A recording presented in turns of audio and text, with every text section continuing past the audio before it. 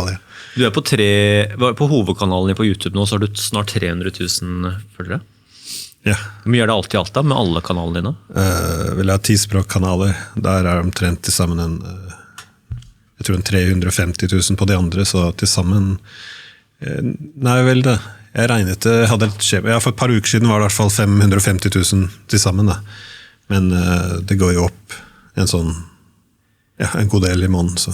Jeg tror ikke det er så mange som vet at du har så mye produksjon av podcaster, og som med veldig, veldig store navn, alt fra andre store programledere. Jimmy Dore, så du hadde på nettopp, som jo er jo veldig kjent amerikansk YouTuber og podcaster. Du har hatt på masse generaler, er det noe som er den nye nisjen din, tydeligvis? Hadde tysk general her om dagen, og så har du mye etterretningsfolk, veldig mye etterretningsfolk, og Jeffrey Sachs har vært med innom mange ganger, John Mersheimer, mange store navn innenfor politikk og etterretning. Så og du har jo et enormt nettverk der. Ja, litt av tanken var jo at når verden går inn i konflikt, så kreves det jo mer konformitet at alle sier det samme. Så det jeg la merke til var at du har mange ledende eksperter her i verden som har et veldig annet syn og kritisk til mye av den politikken som føres.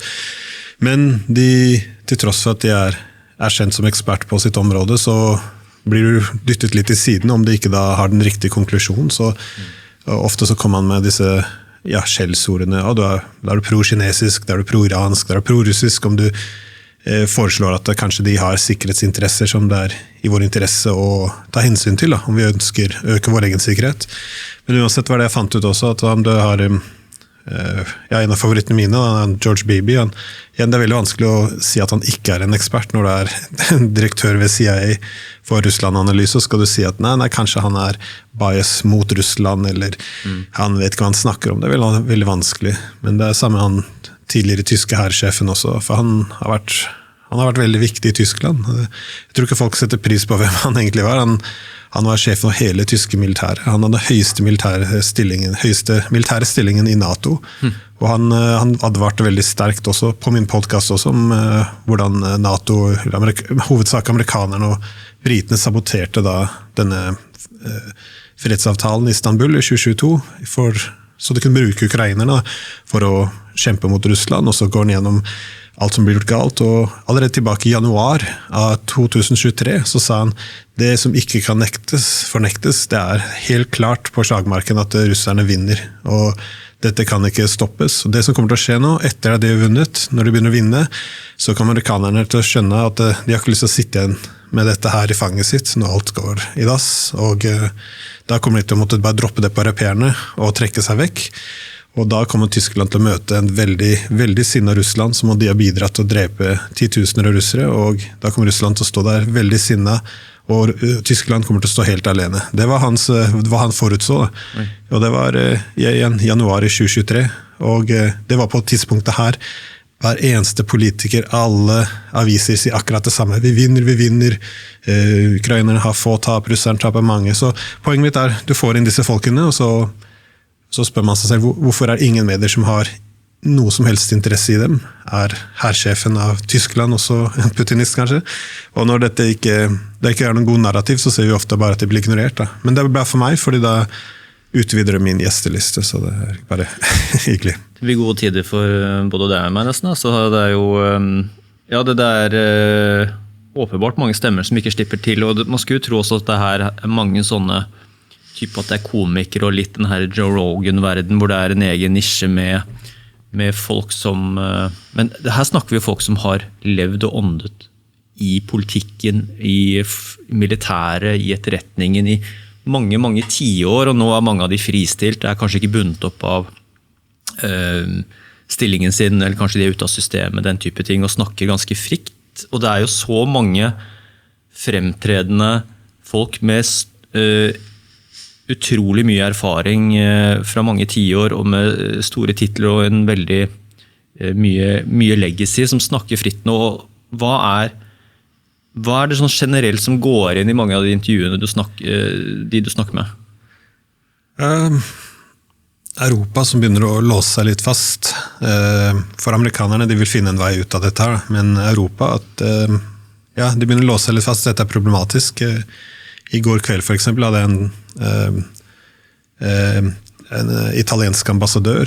Han var 25 år i utenlandstjenesten til Italia. Han tjenestgjorde for 3 statsministre. Han var spesialutsendingen deres, Marco Cornelos, til Midtøsten. Han var ambassadøren til Irak. Han gjorde alt dette her, og han da gikk gjennom på en måte hvordan alle de forskjellige europeiske lederne, hva slags tilnærming de hadde til Midtøsten, hvordan de sto litt på egne føtter, de hadde litt rasjonalitet, og så sammenlignet litt med hvordan du ender opp i dag, da, hvor da alle mer eller mindre må følge et narrativ, og mye av det de nesten alltid gjør, noe som undergraver egne interesser, og så det ganske deprimerende om å høre på han, at alle de store kjempene fra fortiden, alle Chirac og Schröder og Berlusconi, uansett hva man skulle tenke om dem, Prodi, at de var i hvert fall ledere. Da. Ingen av de vi har lenger nå egentlig ledere. Og han da ser på sin nåværende statsminister, Meloni, og så sier hun, hvorfor, at hun kom jo inn i makten, for alt hun motsatte seg, det hun argumenterer for henne, og det sier da i Italia. Men det var før hun ble valgt, og etter hun ble valgt. Når du blir valgt, da må du være med i klubben, da må du gi opp på alle de tidligere argumentene hadde. Så alle kritikk til krigen, alle kritikk av retningen til EU, alt dette her må da gå ut av vinduet, ellers så blir du ikke tatt imot. Det noen europeiske land hvor du synes debatten er begynt å åpne seg opp i større grad, hvor det er begynt å komme inn mer og mer tungvektere inn som kritiserer myndighetene og EUs linje inn i denne Ukraina-Russland-krigen? Ja, vel det blir vanskelig å holde tilbake når du ikke klarer å spinne virkeligheten ennå. Så du ser jo nå de forskjellige regjeringene gjør, og det folket mener ganske forskjellig. Ser du nå i Frankrike, Macron, han har jo ikke noe støtte lenger blant folket. Hvor mange jeg tror han gått gjennom 4 statsminister nå.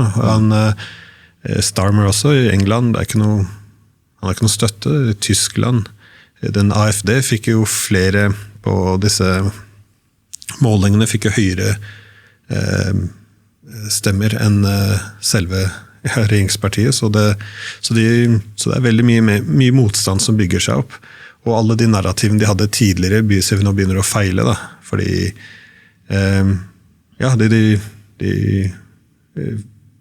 de kommer holde på, sannheten tar igjen alle etter hvert, og jeg tror det er det som holder på å skje nå, så når det kom til Ukraina-krigen, så vi snakket jo fra begynnelsen av 2022, de fleste av narrativene har vært designet for å kunne forlenge krigen, for at man, om du sier russerne taper, ukrainerne vinner, ukrainerne har lave tapstall, russerne har høye, alltid trenger litt tid, sanksjonene fungerer, alt det har en hensikt, det for å gi støtte blant folket til å fortsette konflikten. Men når de oppdager nå at nei, de vinner ikke, du begynner å ha mer innrømmelser også. Om du husker før, hadde man ikke lov til å si at NATO fremprovoserte krigen. Nå hører du det mer og mer at dette blir sagt. I Tyskland så ser du jo hva som skjer, at det begynner å bevege oss mot slutten. Da hadde Angela Merkel nå som nylig kom ut og sa litt av skylden til denne krigen er jo nå egentlig i Polen og de baltiske landene, fordi Russland forsøkte å forhandle med oss i 2021, men det var de som sa nei til dette her.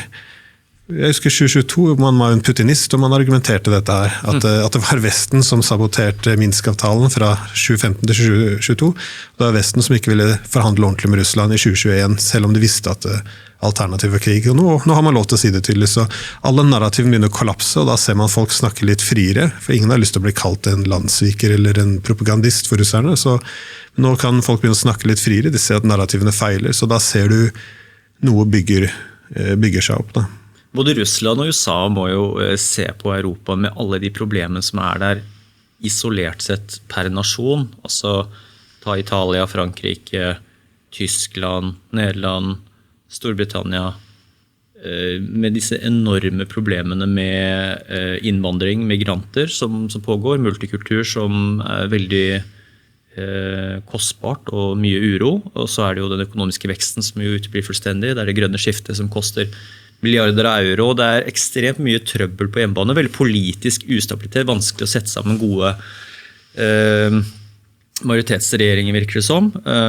Så hvordan ser USA og Russland på EU, som da også skal ha penger, militær styrke og vilje inn i Ukraina, blande seg inn i Ukraina og Russland? Hvordan dette USA og Russland må jo se at dette her går ikke opp i opp, og at dette her utnytter de på et vis? Ja, nei, jeg tror ikke EU kommer til å vare.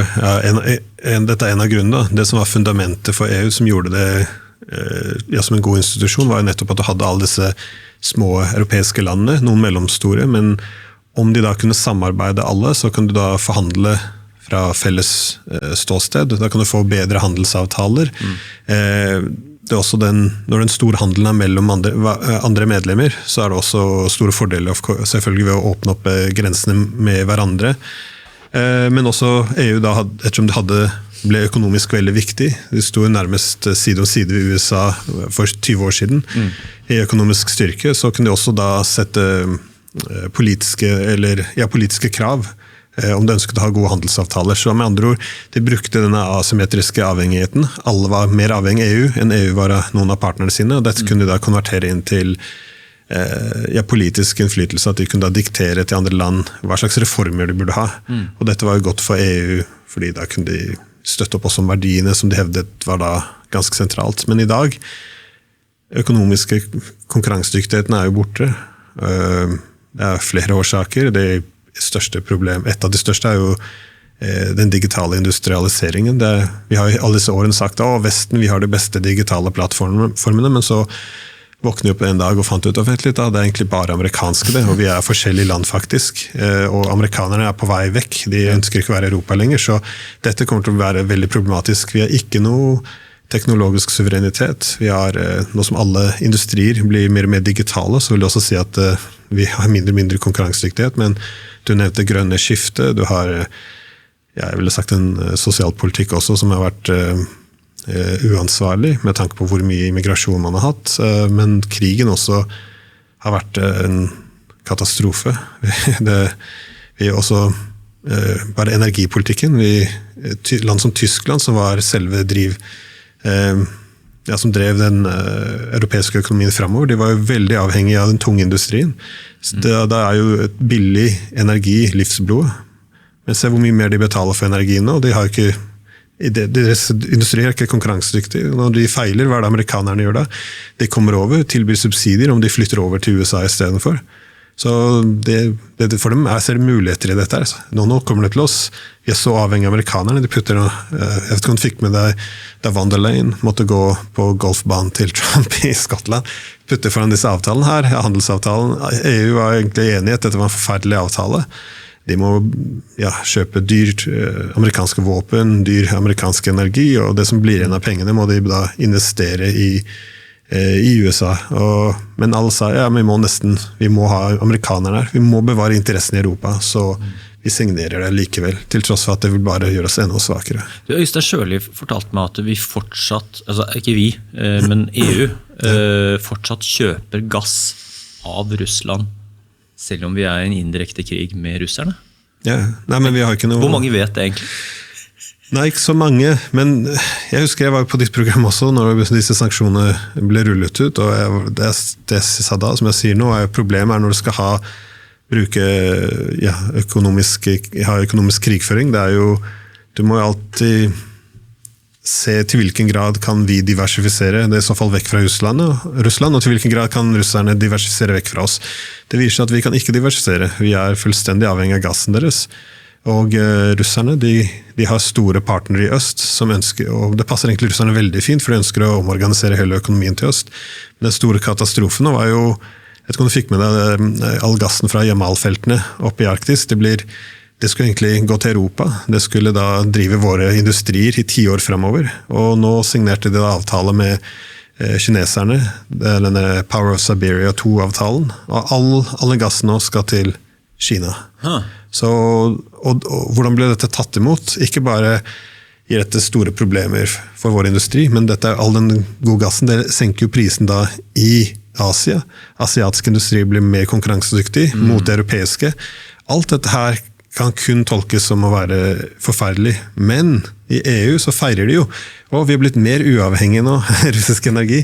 Men igjen, skal du bli uavhengig, da må du ha noe annet. Du kan ikke bare brenne ned huset du bor i nå, uten noe nytt å flytte inn i. Og det akkurat som det grønne skiftet. Vi planlegger for en teknologi som ikke konkurransedyktig ennå. Vi gjorde en litt drøy sammenligning da, med Øystein Sjøli da han var her. I den serien som vi snakker om klimaendringer og klimahysteri, så sammenligner vi at det jo nesten som man skulle kjøpt energi fra Nazi-Tyskland under 2. verdenskrig. Det at man også da kjøper gass fra en part man i proxykrig med i Ukraina. For meg så det sånn, det vanskelig å forstå det, og det også, hvis du skal dra det enda lenger, det veldig, veldig vanskelig å argumentere og forstå at Norge da ikke egentlig skal kjøre ut så mye gass som overhodet mulig, både skal vi si av godt si miljøårsaker, men altså hvis Norge pumper opp gass og selger mer til Europa, så vi jo mindre avhengig av Russland igjen, og gjør da Europa en stor tjeneste, men det at vi skal stenge ned våre egne olje og gass. Så det veldig mye sånne absurditeter jeg ikke forstår helt her, bare det at at Europa kjøper gass da av noen de i indirekte krig med. Det jo helt, men det kanskje sånn den globale verden blitt. Ja, på en side så jeg enig i at skal du først gjøre det, skal du gå i økonomisk krig mot naboen, så gjør det i hvert fall på en ordentlig måte, at du ikke på tapende siden. På andre siden så kan man jo si at igjen, om det skader oss mer enn det skader Russland, og i tillegg så har du da en tredjeparter, slik som Asia, som blir enda sterkere, da må man spørre seg selv hva som hensikten bak det hele. Da. Men vi sanksjonerer alt bortsett fra gassen på en måte? Det det som aksjonere? Sanksjonere, ja. Nei, vel, ofte så ønsker man å velge strategiske områder. For eksempel når Russland tar sine sanksjoner tilbake, da har de ikke sanksjonert det de trenger. Det gir ikke noe mening. Da skader de seg selv mer enn europeerne. Det de har valgt er områder hvor de ønsker da, hvor de føler at de kan ha internasjonal konkurransedyktighet, men deres industrier de ikke fullt modne ennå. Med andre ord, de har lavere kvalitet og høye kostnader, og da kan de ikke konkurrere direkte med de europeiske om de da har høy kvalitet og lave kostnader, så det de trenger litt tid. Og historisk sett, når du ønsker å utvikle de med yngre industriene og gjøre det modne, det at du trenger litt tariffer, subsidier for å bygge opp konkurransedyktighetene, før du kan tillate helt frie forhold. Så det de har valgt jo å beskytte disse industriene. Så skal du ha en konkurranse med europeerne, skal du sanksjonere dem, putte på landbruket ditt, ostene deres, de ønsket alltid å bygge ut ordentlige meieriprodukter, putte der også. Alle industrier med maskinbyggingsinstrumenter, alle områder hvor du da ønsker å utvikle selv, der putter du sanksjonene. Da beskytter du egen industri, lar dem vokse, og til de konkurransedyktige, og så kan du fjerne noe av dette senere. Men de har vært ganske strategiske sånn sett, da. Se hvilke områder de ønsker å utvikle, og så følger vi det, i stedet for å av alle ting, energien kanskje det dummeste av alt. Alle sivilisasjoner siden industrielle revolusjonen har trengt billig energi. Det har vært liksom nøkkelen da, for å kunne ha økonomisk vekst. Ja. Men du nevnte her EUs fremtid. Tror du EU rakner? Og på hvilken måte? Hele EU, en del av det? Ja, ikke bare EU. Jeg tror Europa også på vei. Jeg ser ikke en god fremtid. Det ikke noe man sier med glede. Vi jo europeere, vi bor her. Det ikke godt, men jeg tror ikke vi har tilpasset oss den nye verdensorden. Vi snakket litt om angående den boken her. Det var jeg tror Europa slik det nå, det at det skal være forent og i partnerskap med USA. Det skjedde under ganske unike forhold. Det første var da etter andre verdenskrig. Det 2 maktsentre i verden. Du har USA og Sovjetunionen. Du har delt også ideologisk mellom kapitalisme og kommunisme. Dette gjorde det ganske enkelt å ha denne blokkpolitikken. Og så etter den kalde krigen, da det 1 maktsenter. Da skal USA bygge opp et internasjonalt system basert på hegemoni, og Europas rolle i dette var da å bli juniorpartner til USA. Ideelt skal vi være likeverdige, så det har da, i stedet for at hegemoniet skal være USA, så skal det da være politiske Vesten som skal stå på 2 bein, EU og USA.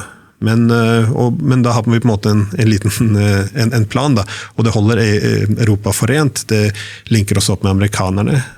Problemet nå at når verden går inn i en mer multipolær fase, det betyr du har mange maktsenter rundt i verden. Du har Russland, Kina, India, Brasil, hvorfor ikke? Vi kan putte mange land inn her.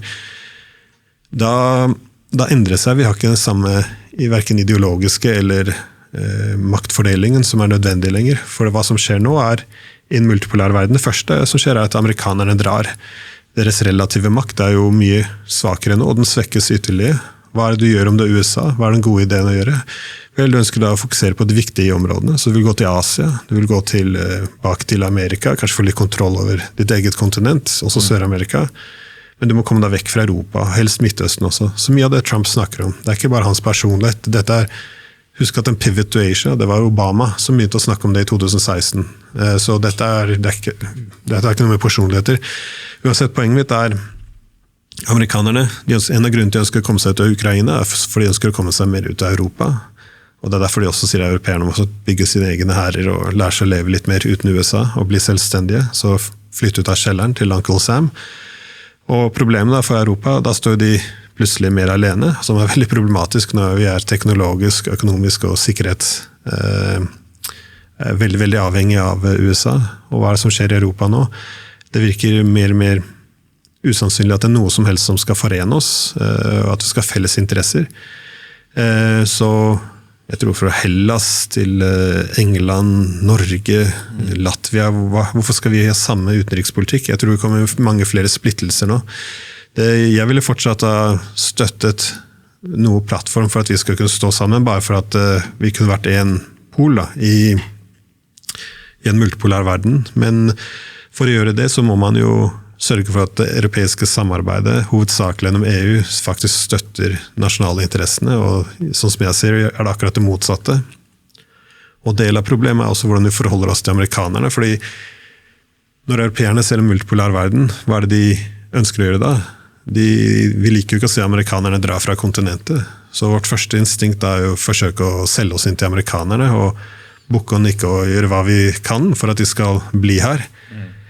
Det problemet med dette her, vi gjør alt de sier. La oss kutte oss off fra russiske ressurser, la oss være med i denne proxykrig, eller stedfortrederkrigen mot russerne. La oss også putte sanksjoner på iranerne, til tross for at det var amerikanerne som trakk seg fra den JCPOA-avtalen, den atomavtalen. Nå sier de også, amerikanere sier, eller begynn å skille dere litt vekk fra Kina også, faktisk. Du ser nederlenderne når staten tok over et av firmaene deres, en Xperia, som lager sånne datachips. Og nå har jo kineserne kommet med motsanksjoner. Så hva det som skjer med Europa da? Vi prøver å vinne over kjærligheten til amerikanerne, og en som skjer at vi da blir overavhengig av USA. Alle andre regioner i verden gjør det eksakt det motsatte. De ser en multipolær verden. Hva de gjør da? Du diversifiserer. Du passer på at du ikke blir for avhengig av noen annen maktsenter. Nettopp fordi for amerikanerne, deres interesse jo gjør det de gjør nå. Pass på at europeerne totalt avhengig og lojale bare til USA, men ikke kaste bort for mye ressurser og fokus på dem. Og det den retningen vi går. Men Europa nå kutter seg fra alle andre viktige maktsentre. Vi blir økonomisk svakere. Vi sitter fast i konflikter, helt unødvendige konflikter, med land slik som Russland. Og politisk sett blir det jo mindre og mindre bærekraftig, som du ser på politikerne gjennom hele Europa nå. Hvem det som populær i Europa i dag? Macron, Starmer, Merz, i Romania, Moldova. Alle disse regjeringene her begynner å bli veldig kunstige etter hvert, så dette kommer ikke til å vare. Og så alt går nå fryktelig galt for Europa. Men igjen, det ingen som forsøker å rette opp da. Så jeg har liten tro på at Europa kan holde sammen, så jeg tror det kommer store økonomiske problemer. Vi har en massivt problem med politisk legitimitet til lederne våre, og men vi må alle stå opp og smile og late som om alt bare, det fungerer i dag, så da kommer det til å fungere i morgen, men jeg tror det kommer til å rase sammen, og jeg tror ikke det skal ta så lang tid før dette skjer. Mange år tenker du da? Jeg vet ikke, jeg er ikke flink 10-20 år liksom? Nei, ikke så lenge. Det kan ikke stå på. Nei. 5 år? Ja, ikke mer. Hva tenker du, hva faren for borgerkrig I land som Storbritannia, Tyskland, Frankrike, Nederland? Ja, nei, det vanskelig å si. Jeg har ikke noen gode indikatorer på hva man skal se etter før en borgerkrig kommer. Men det interessant at I Frankrike I hvert fall, så det jo flere som militære ledere som ofte advarer mot dette her, at vi kan gå I retningen av en borgerkrig. I England også har det hatt flere nå, mer høytstående, nå husker jeg ikke navn, som har også advart mot at vi kan gå mot en slik situasjon med borgerkrig. Og det ikke vanskelig å se for seg, fordi det store endringer som tvinger seg frem. De forsøker å holde det tilbake. Vanligvis så sier de, ja, dette nasjonalister, eller de populister, så de ikke legitime. Men hva skjer når de populistene da mye større enn det som har mer støtte blant folket? Se på Tyskland for eksempel. Du har AFD, de ble etablert om ikke tar feil I 2013, og det allerede nå det største partiet med tanke på støtte. Og hva regjeringens svar på dette? De kalte det ekstremistparti, så nå da etterretningstjenesten deres kan gå etter medlemmene, og de diskuterer åpent, politikere og journalister, hvorvidt det skal bannlyse hele partiet. Når du går etter det største partiet og sier at deres meninger ikke akseptable her, så da har du et problem. Og det en kruttønne. Det en kruttønne. Du ser lignende I Frankrike. Britiske ledere I Romania hadde også et tilfelle hvor de stemte på president første valget. Så måtte de bare gjøre om valget, for de sa, nei, det russerne har hatt en TikTok-kampanje eller et eller annet, og så viser det at det var ikke tilfelle, men han har kansellert allikevel, så han får ikke stille. Så du kan bare gjøre det så mange ganger før legitimiteten da, til politiske eliten begynner å forsvinne, og da om du da kombinerer det med økonomiske problemer, hvor folk føler ikke har så mye interesse I å bevare status quo, og det ikke noen fredelige midler å endre på ting, da har du store problemer, og da tror jeg voldeligheter kan begynne å komme ut. Og ettersom vi kommer til å ha økonomiske problemer nå, så tror jeg det politiske volden også et stort problem som man bør holde øye med. Da. Altså det jo, du lager jo mest podcaster med alle disse yrkesgruppene og personlighetene, og med blikket rettet ut mot verden, Eurasia, Amerika, Europa, politikk og handel og økonomi. Mens jeg lager jo mest podcaster eller jeg lager bare podcaster med norske stemmer, og hva foregår I Norge, og hva det vi må snakke mer om her innenlands. Hva tror du, jeg vet ikke om du har gjort den øvelsen, om det noe du også har tenkt over, men hva sånn konsekvensen av hvis Europa sakte men sikkert rakner, EU begynner å vakle, løse seg opp, eventuelle borgerkriger ute. Hva konsekvensene for Norge for uroen som skjer sør for oss? Nei, vi har jo ikke en egen øy. Jeg tror fremtiden som venter nå utrolig negativ, eller veldig problematisk. Så hvordan vil du påvirke Norge da? Hvordan vil du merke det? Vel, vi ikke selvforsynte. Vi har jo alle våre økonomiske partnere der. Men det vanskelig å det vanskelig å legge frem en klar skisse for nøyaktig hvordan det ville spre seg, men vi ikke isolert fra dette her. Jeg tror på ofte folk ser på litt på toppen at for eksempel energikrisen, at vi kuttet også fra Europa, altså kuttet seg fra russisk gass, at det har vært veldig godt for Norge, at nå får vi all denne vi har tatt over mye av salget, men det forteller ikke hele historien når økonomien begynner å rakne I Europa, med samfunnet begynner å splittes opp, og du har politiske problemer, så ikke det noe vi kan skille oss fra. Så jeg tror ikke på noen borgerkrig I Norge for den saks skyld, men det betyr ikke at den økonomiske, politiske problemene ikke kommer til å spre seg. Så. La oss gå over til Ukraina, Russland. La oss også bake inn Trump, Putin. Skal vi se, jeg vet ikke hvor mye tid vi skal bruke på Israel, Gaza, det jo og fredsforhandlingene og våpenhvile. Jeg vet ikke helt hva som status der nede akkurat nå, hva som foregår, men du kan sikkert trekke det, men det jo man hadde vel kanskje håp på samme måte som Trump har involvert seg inn I Midtøsten og fått til resultater der nede, som jo da ikke har skjedd i Ukraina og Russland, hvor Trump hvor kanskje var et håp om at her skal man få en snarlig ordning, men nå ser det kanskje mørkere ut enn noen gang at Trump og Putin står ganske langt fra hverandre hva gjelder en løsning, eller hva status nå? Trump han ønsker veldig, veldig gjerne å være denne fredspresidenten, men det også hvordan han skaper fred. Han har sin egen tilnærming, så han ser jo at USA svekkes igjen. Dette en del av verdensorden.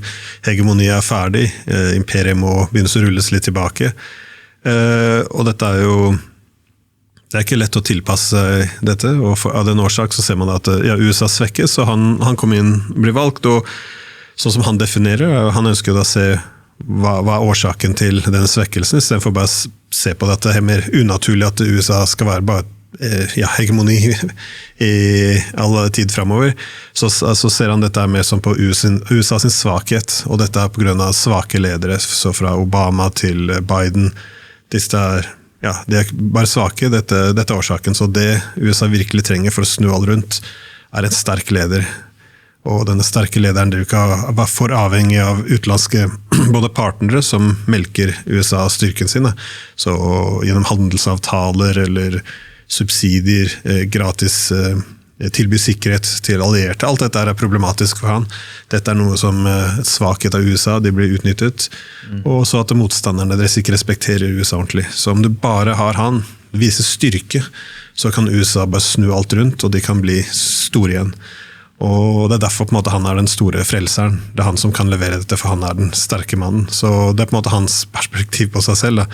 Men det også det påvirker også hans tilnærming til fred, for da sier vi skal ha fred gjennom styrke. Vi må bare vise nok styrke, så vil alle bitene falle på plass. I Midtøsten, jeg tror ikke det en varig fred i det hele tatt, fordi ingen av de politiske problemene har jo blitt løst. Hovedproblemet, sånn som jeg ser det med palestinerne og israelerne, at vi må ha en løsning på, jeg tror, enten en felles stat, hvor da palestinerne likeverdige, eller at de får sin egen stat. Men utover det forstår jeg ikke hva planen om du har det de kaller Stor-Israel, som inkluderer palestinerne, om du da har halvparten av dem som ikke jøder, da kan de enten bo som i sånne apartheid-ordninger, hvor de da ikke likeverdige, eller så kan du etnisk rense dem, eller drepe dem, slik som du ser da i Gaza. Men jeg vet ikke hva andre løsninger dersom du skal ha en etnostat, hvor du ikke en klar majoritet. Det finnes ikke noen andre løsninger. Så da kommer bare problemene til å fortsette, og Trumps løsning, det fred gjennom styrke, jo da bare gi israelerne alle våpnene de trenger, bombe hele Gaza til det flat, og så si til Hamas, nå må dere akseptere den avtalen her, ellers så fortsetter vi, og de kan jo akseptere den, men det blir ikke noe fred av den grunn, det blir en pause. Men nei, så jeg ser ikke noe fred akkurat der. Jeg tror han hadde lignende problemer med Russland. Jeg vet ikke om han noen gang trodde at han kunne løse krigen i Ukraina på 24 timer, men det var jo først planen hans. Det ble jo plutselig til 100 dager, og nå plutselig han oppdaget at det veldig komplisert, og han har ikke satt en tidsfrist. Men det gikk mye på det samme. Først skulle han legge mye press på Zelensky, at han måtte akseptere hva kravene til russerne. Og da så Pete Hegseth, han kom jo ut. Han var Secretary of Defense, nå han Secretary of War, fordi det har omdøpt noe av dette her synes jeg litt over toppen, men uansett, på begynnelsen i februar så sa han jo veldig klart, vi må ha fred, og det må være 3 prinsipper. Det ene det skal ikke være noen NATO-ekspansjon, så Ukraina må bli nøytralt igjen. De skal ikke få noen sikkerhetsgarantier fra USA, vi skal ikke bli trukket enda lenger inn i Europa, vi skal faktisk strekke oss vekk. Og Ukraina må akseptere visse tap av territorier. Og det kom mye kritikk, fordi de ga bort alle kortene før de hadde begynt spill en gang. Men hovedsaken da var å legge all presset på Zelensky, og vi så i alle det ovale kontoret hvordan han hamret løs på Zelensky, og at han skulle akseptere freden. Det gikk ikke noe vei, og han kom med mye kritikk hjemme også, for husk at mesteparten av Washington støtter jo ikke hans politikk. De ønsker jo å fortsette som europeerne, bare fortsetter å bruke ukrainerne og dra krigen ut litt til, og kanskje noe godt skjer i fremtiden. Men nå har han igjen snudd litt grann, og det tror jeg er forhandlingstaktikken hans. Jeg vet ikke om du husker han ga Putin 50 dager å akseptere en stopp i krigshandlingene, så en unconditional ceasefire var det han krevde. Og så gikk det da 3, 2, 1, også på den store dagen når hevnen skulle komme, så ringte han til Putin, og så avtalte de møte i Alaska i stedet for, og så møtes de. Når han kommer tilbake og sier han, ok, vi skal ikke ha denne fredsvillen, unconditional ceasefire, som han poengterte, at det er ikke mening, og det er altså fornuftig. Det kommer ikke til å skje under noen omstendigheter. Det høres jo veldig fredelig ut, men det betyr bare at det ikke er noen politiske løsninger. Men om europeerne og ukrainerne ikke aksepterer en stopp i NATO-ekspansjonen nå, som de taper krigen, da kommer de ikke til å akseptere det etter at krigshandlingen er avsluttet. Så de ser at de trenger dette presset, at de taper mer og mer for å kunne akseptere dette. Så det var aldri realistisk, da. Men så kommer tilbake fra Alaska, så plutselig begynner han å gå etter russerne igjen. Han går etter hardt ut, prøver å få inderne og alle til å putte sanksjoner på russerne. Ingen vil høre på han, og da blir jeg også veldig frustrert, for vi er i USA, om vi bare viser styrke, så skal vi jo hele verden falle på plass, og de skal høre på oss, og så finner han ut at han har overvurdert Amerikas styrke, han har overvurdert hvor viktig det er for hans personlige møter med Putin, at det er sikkert fint om du skal selge leiligheter, men det hjelper ikke så mye når du skal forhandle med verdensledere om fred. Så nå kom vi da til dette her, hvor han skulle også bygge opp presset militært. Han skulle sende da disse Tomahawk-missilene til Ukraina, og da, for meg, det har vært på tide å pakke koffertene, for dette er slutten, da, for det er ganske... Jeg tror ikke folk forstår hvor farlig eskalering det er. For det første så ville Tomahawk-missilene kun bli operert av amerikanerne. Så okay. Det blir USA som da sender missiler dypt inn i Russland for å treffe forskjellige militære og økonomiske mål. Og ikke nok med det, Tomahawk-missilene kan også bære atomvåpen.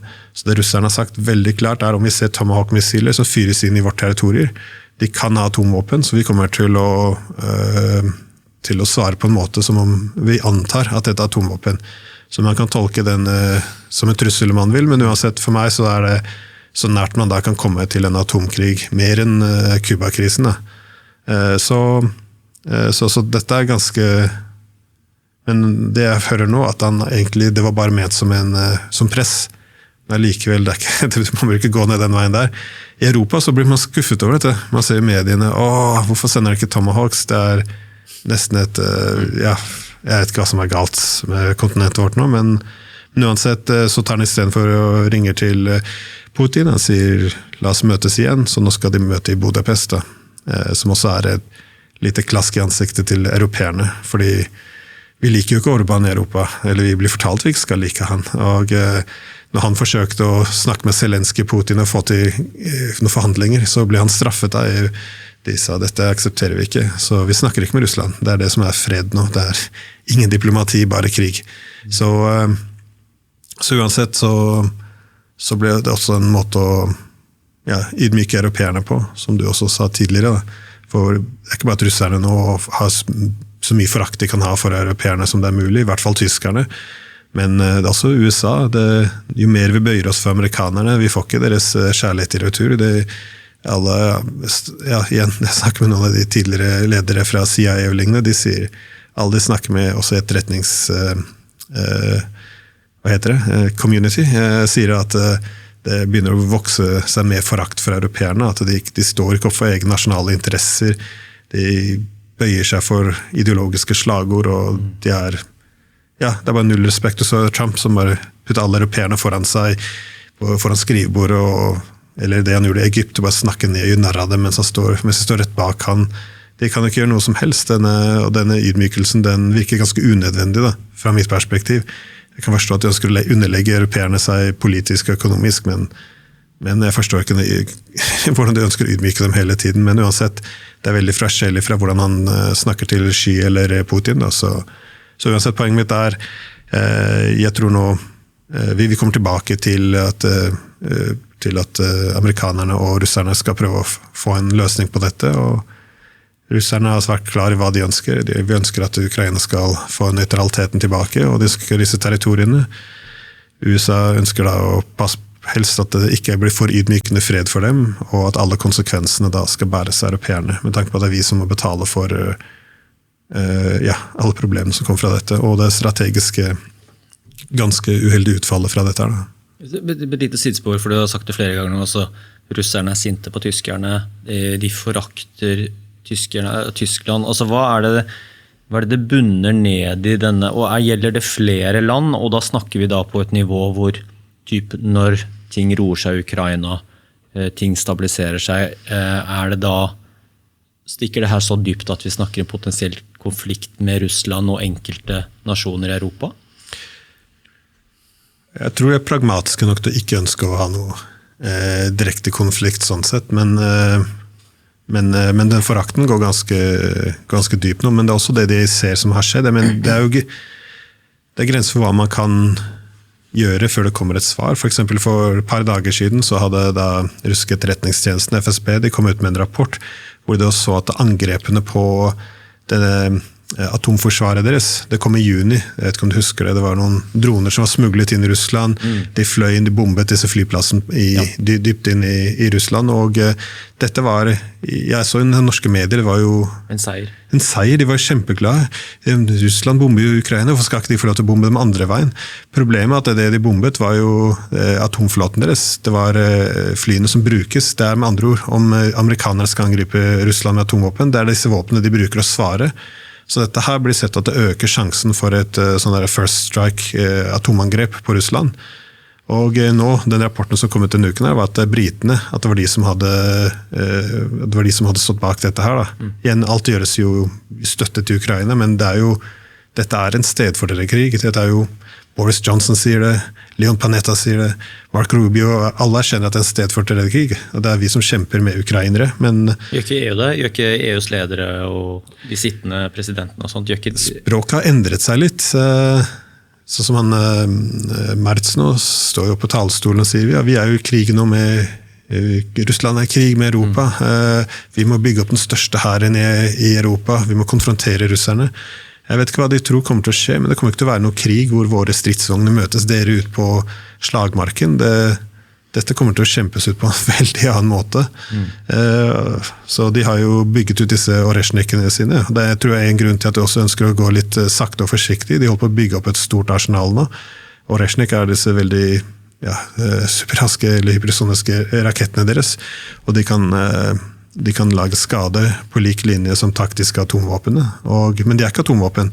Og når du har da en konflikt hvor du ønsker å gå opp denne eskaleringsstigen, og du kan da gå og bombe hvor som helst du vil i Europa, med det kraftigste våpenet, hvor vi ikke har, uten at det kan stoppes, da begynner det å føle seg veldig komfortable å kunne gå opp denne eskaleringsstigen senere, da, om vi fortsetter den veien. Så jeg tror gjennom denne retorikken at hvorfor skal ikke Russland bombe jo Ukraina? Hvorfor skal ikke de få svare? Det er alltid den retorikken vi får. Men igjen, dette er en viktig del av politisk propaganda. Du ønsker når du jobber så mye med formuleringen, liksom hvordan du skal vinklingen, at Russland angrep Ukraina har rett til å svare.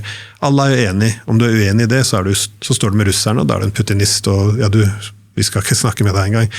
Men vi må spørre oss selv hvorfor Norge i alle disse årene ikke sendte våpen til land i krig. Er det fordi Norge mente at at land ikke har lov til å forsvare seg selv om de er angrepet?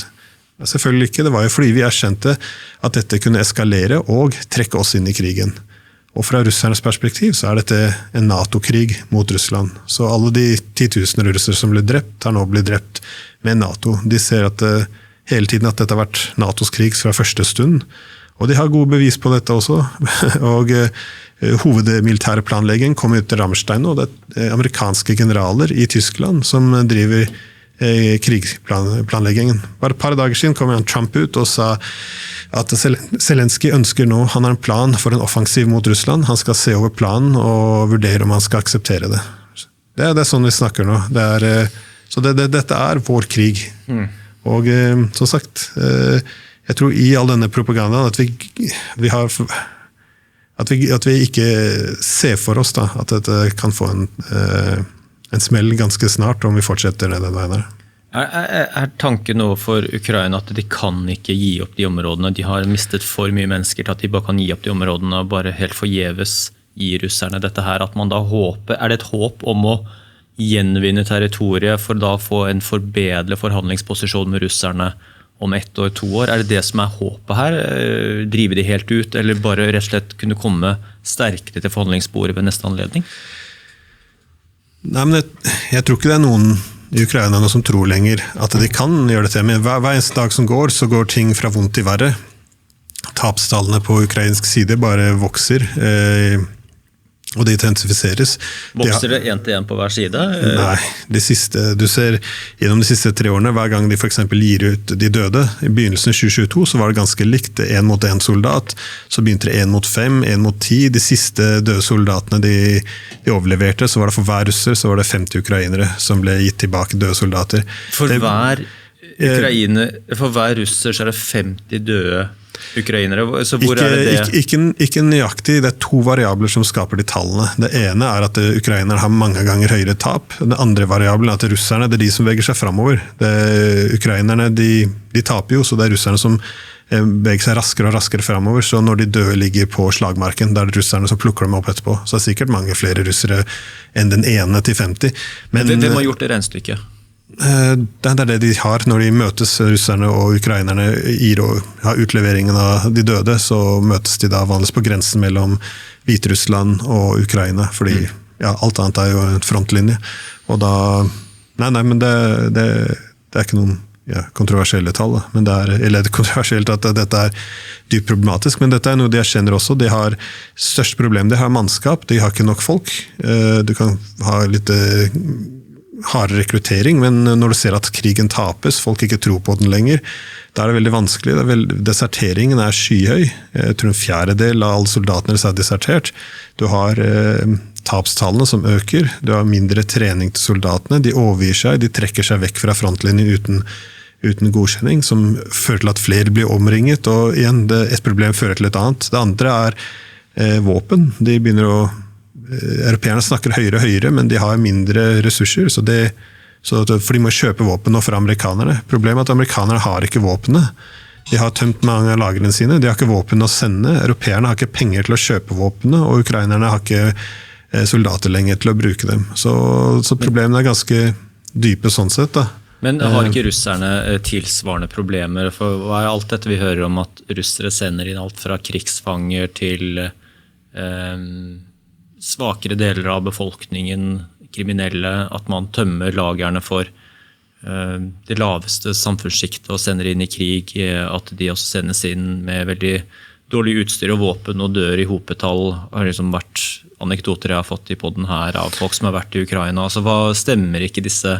Er det ikke noen tilsvarende historier på motsatt side? Noe, men mesteparten av det vil jeg ansett som være mer krigspropaganda. Det de gjorde mye i 2022 og 2023, det var i hvert fall med Wagner, det var jo at de tømte fengselet. Det gjør ukrainerne også for den saks skyld, men de tilbyr de som er i fengsel løslatelse om de da tjenestegjør.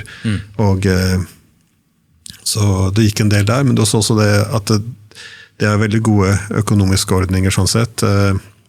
Igjen, det kommer an på hvor du bor. Bor du i St. Petersburg og Moskva med lønningene ganske fett og alt er bra, da er det kanskje ikke så attraktivt, men bor du ute i mer småsteder, så fanges det opp. Så de ser da at det for eksempel er noen etniske minoriteter blir overrepresentert i russiske hæren, men det avhenger også litt av geografien da, og kanskje ikke lokal kultur og alt dette her. Men som sagt, det er jo jeg vil ikke ha visst alt som krigspropaganda, det er en gammel sannhet til at det er de fattige som skal dø i krigen.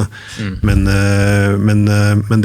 forskjellen er på russisk side så har de en veldig sterk rekruttering hvor folk melder seg frivillig, hvor de ikke trenger da å tvinge folk inn i hæren. I Ukraina så har du da disse folk som blir dratt ut av leilighetene sine, ut av gaten, og igjen dette ender jo alt opp på ukrainske sånne telegramkanaler. Og det fører igjen til en større misnøye med krigen. Så Og en av konsekvensene er da at større og større del ønsker en slutt på dette her. Det som våre journalister ikke ville rapportere, at siste Gallup Gallup meningsmåling viste at 69% av ukrainere nå ønsker umiddelbare forhandlinger for å få slutt på krigen. Fortsatt ikke nok for at en norsk politiker skal ønske oss en gang plukke opp telefonen og snakke med russerne, men det er det store majoriteten ønsker nå. Da. Så det var det en statlig meningsundersøkelse i Ukraina om Gallup. dette spørsmålet her? Gallup i Ukraina? Ja, og det er, jeg vet ikke, jeg må gå inn i metoden med tanke på hva slags utfordring her. Jeg vet ikke, i Donbass-området, hvordan de skal, eller Donetsk i hvert fall, hvem som blir representert på begge sider av frontlinjen, det er jeg litt usikker på. Jeg er sannsynligvis ikke på den russiske siden, men jeg liker disse tallene. De reflekterer hvordan situasjonen er, og jeg snakket nylig med en amerikaner som hun pleide å jobbe for Rand Corporation, og som er et veldig nært tilknyttet amerikansk etterretning, men nå jobber hun med, jeg glemte hvem tenkesmien jobber hun der. Hun er en direktøren for et eller annet militær strategi, og hun kom akkurat tilbake fra Kiev, da hun møtte etterretningssjefen Budanov, tidligere forsvarssjefen Umrov, og flere av de andre i toppledelsen i Ukraina, og som en gjest altså på podcasten min, og hun også forklarte da hvordan hva som forhindrer fred nå, det er ikke at de tror det går bra, de er fullt klar over at ting går fra vondt til verre, at de ikke kan vinne dette her, men det går fortsatt ned inn i ønsketenkning, da. Om de bare får et nytt sånt undervåpen, en tomahawk eller et eller annet, så kan alt snu seg. Men i det store og det hele så er det en erkjennelse for at ting går veldig galt, en veldig økende skuffelse og sinne mot europeerne også for den saks skyld, av forskjellige årsaker. Men hun poengterte da også at hovedgrunnen til at de ikke aksepterer freden da, er ganske enkelt fordi at russernes krav er alt for høye, og i all rettferdighet, det er ganske grove krav russerne har kommet med. Det er ikke bare at ikke skal bli med NATO, den er egentlig grei nok. Den tror jeg kan tas av bordet. Trump, han pleide å si det før. Han sa 2 ganger at NATO-ekspansjonen startet krigen. Et eller annet tidspunkt hadde du til og med Keith Kellogg, som er en av de mest antirussiske haukene. Han er generalen som også har vært med i forhandlingene. Han sier jo også at i en fremtidig forhandling så må kanskje også når NATO-ekspansjon tas av bordet, må det også gjelde Moldova og Georgia. Da. Så på en måte det ser som, og ukrainerne følger henne, erkjente også dette, at de skjønner at det ikke blir NATO, men de vil gjerne ha annet, de må ha noe å vise, da, at alle disse lidelsene fører til et eller annet, så EU-medlemskap kunne vært plaster på såret. Men det er også territoriene, så neutraliteten, der kan man finne en løsning. Territoriene blir litt problematisk. Russerne har jo annektert da utover Krim så har de da 4 regioner. De har da Donetsk, Lugansk, Kherson og Zaporozhye. Problemet er da at russerne, i hvert fall det jeg hører, at de skal tilsynelatende være villige til å fryse frontlinjene i Kherson og Zaporozhye. Men disse 2 regionene som er en del av Donbass, Lugansk og Donetsk, der nekter de å forhandle. Det er ikke problematisk på grunn av Lugansk, for der holder de allerede hele regionen. Og de holder litt i Kharkov og Sumy, men i Donetsk så holder de ikke hele. I hovedsak så er det da, de har allerede gått inn i Konstantinovka, men i Slaviansk og Krematorsk, det er 2 hovedbyene som er igjen, dem har de ikke tatt. Så det de ber Ukraina om å gjøre dette er dine landområder, men vi skal ha dem nå. Vi har ikke tatt dem en gang med makt, men pakke opp tingene deres, og kom dere ut, og så skal de overføre dem til oss. Jeg tenker, hadde det vært noe mulig en byttehandel, at russerne gir tilbake i territorien de her i Kharkov eller i Sumy, så kunne det kanskje ha fungert, men uansett, det blir for ydmykende, tror jeg. Så russerne ønsker også full demilitarisering. Når du har gått gjennom en slik krig og tapt så mange 100 000 mann, så kan det er veldig vanskelig å overbevise motparten da, at de skal gi opp alt militærstyrke. I hvert fall om de ikke skal ha noen sikkerhetsgarantier fra NATO, ettersom det blir sett av igjen god grunn som var årsaken til krigen, da blir det for mye å spørre om. Men kanskje man kan også da forhandle et eller annet. Men det er veldig mange områder hvor det ikke helt mørkt, men over det store og det hele så har russerne bedt veldig, veldig mye. Men problemet er at jo lenger krigen går, da kommer bare russernes krav til å øke. Ja. Og det noe han, Oleksij Arestovich, han var tidligere rådgiveren til Zelenskyj, han poengterte også, han sa, jeg vil gitt de 4 regionene i dag, fordi venter vi til i morgen, så mister vi 8 regioner. Så dette alternativet til 4 ikke 0, men det 8.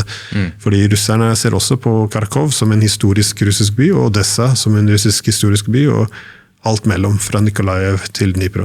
Så dukker problemet at det veldig lite heroisk å si, i hermetegn, gi opp, og ikke stå på den motsatte siden, så nei, vi kjemper til siste mann, vi skal vinne alt tilbake igjen. Så det jo den heroismen, edrueligheten da. Hadde jeg vært i ukrainske politikken eller militæret, så ville jeg nok også lent meg litt inn i det der, at alt det gått gjennom, alt det de har tapt, og så skal de da, ikke nok med det, men det de også ikke har tapt, må de også gå fra å gi fra seg. At de må ha et eller annet å vise til.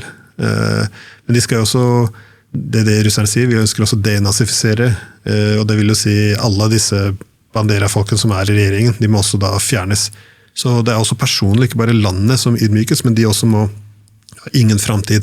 Så dette blir ganske vanskelig å selge inn, så Trump hadde møtt mye motstand derfor fra ukrainerne, og akkurat jeg skulle ønske akkurat på det området her, at russerne hadde hatt litt mer forståelse for hva de ber om da.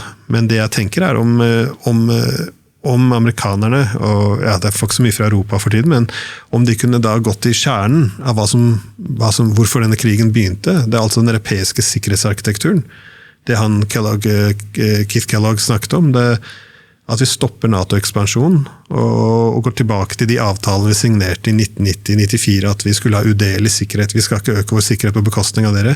Om vi kunne få løst det etter at russerne har klaget på dette i over 30 år, om det blir lagt på bordet som en mulighet, så tror jeg man kunne fått noen smertefulle kompromisser fra russerne på andre områder.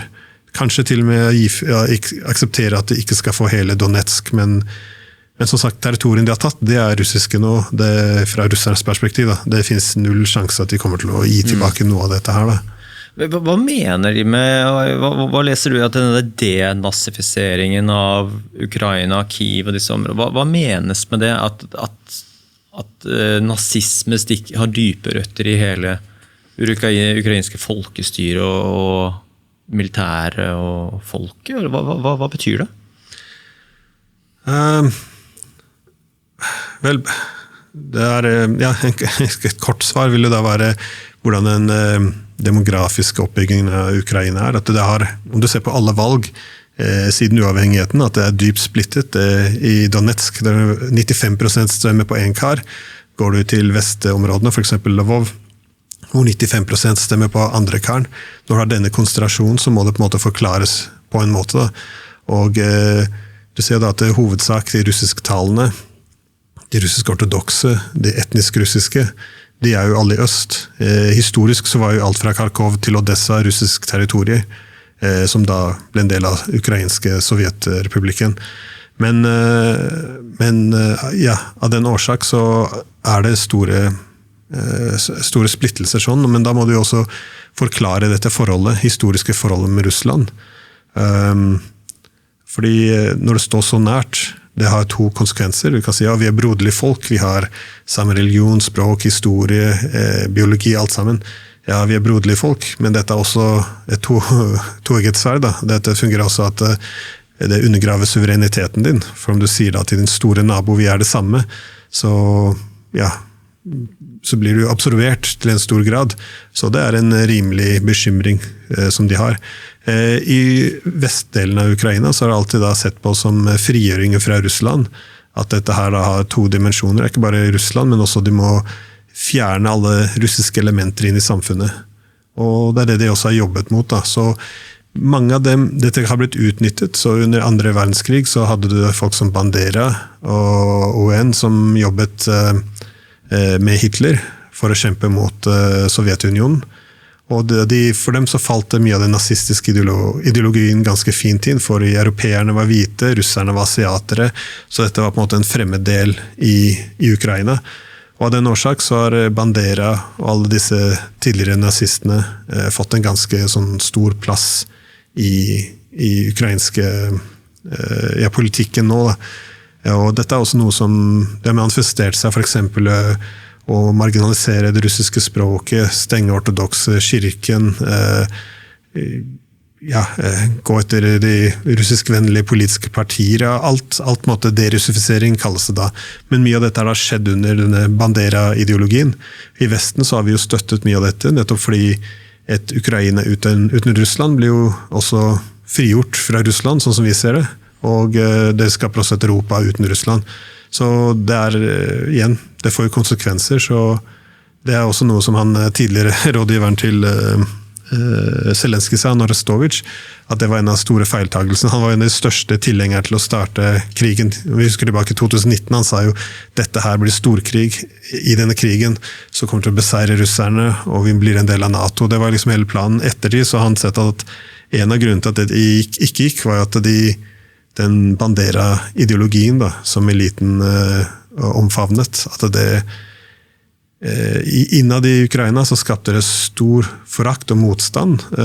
For millioner av egne borgere ble sett på som annenrangsborgere, mens i Russland begynner å spille av disse videoene når han general Zaluzjnyj står foran bildet av nazisten Bandera med tommelen opp. Og dette fyller jo opp rekrutteringskøene i Russland. I hvert fall i Russland, de selger dette her som blir litt kunstig, selger denne krigen her nesten som en andre verdenskrig 2.0, at dette her nå nesten en forlengelse. Her har du samme nazistene, samme tyske kreftene som fyrer opp denne etnonasjonalismen i Ukraina, samme Bandera-folken, samme nazistiske symbolene, og de går ut etter å utslette alt av russisk kulturarv.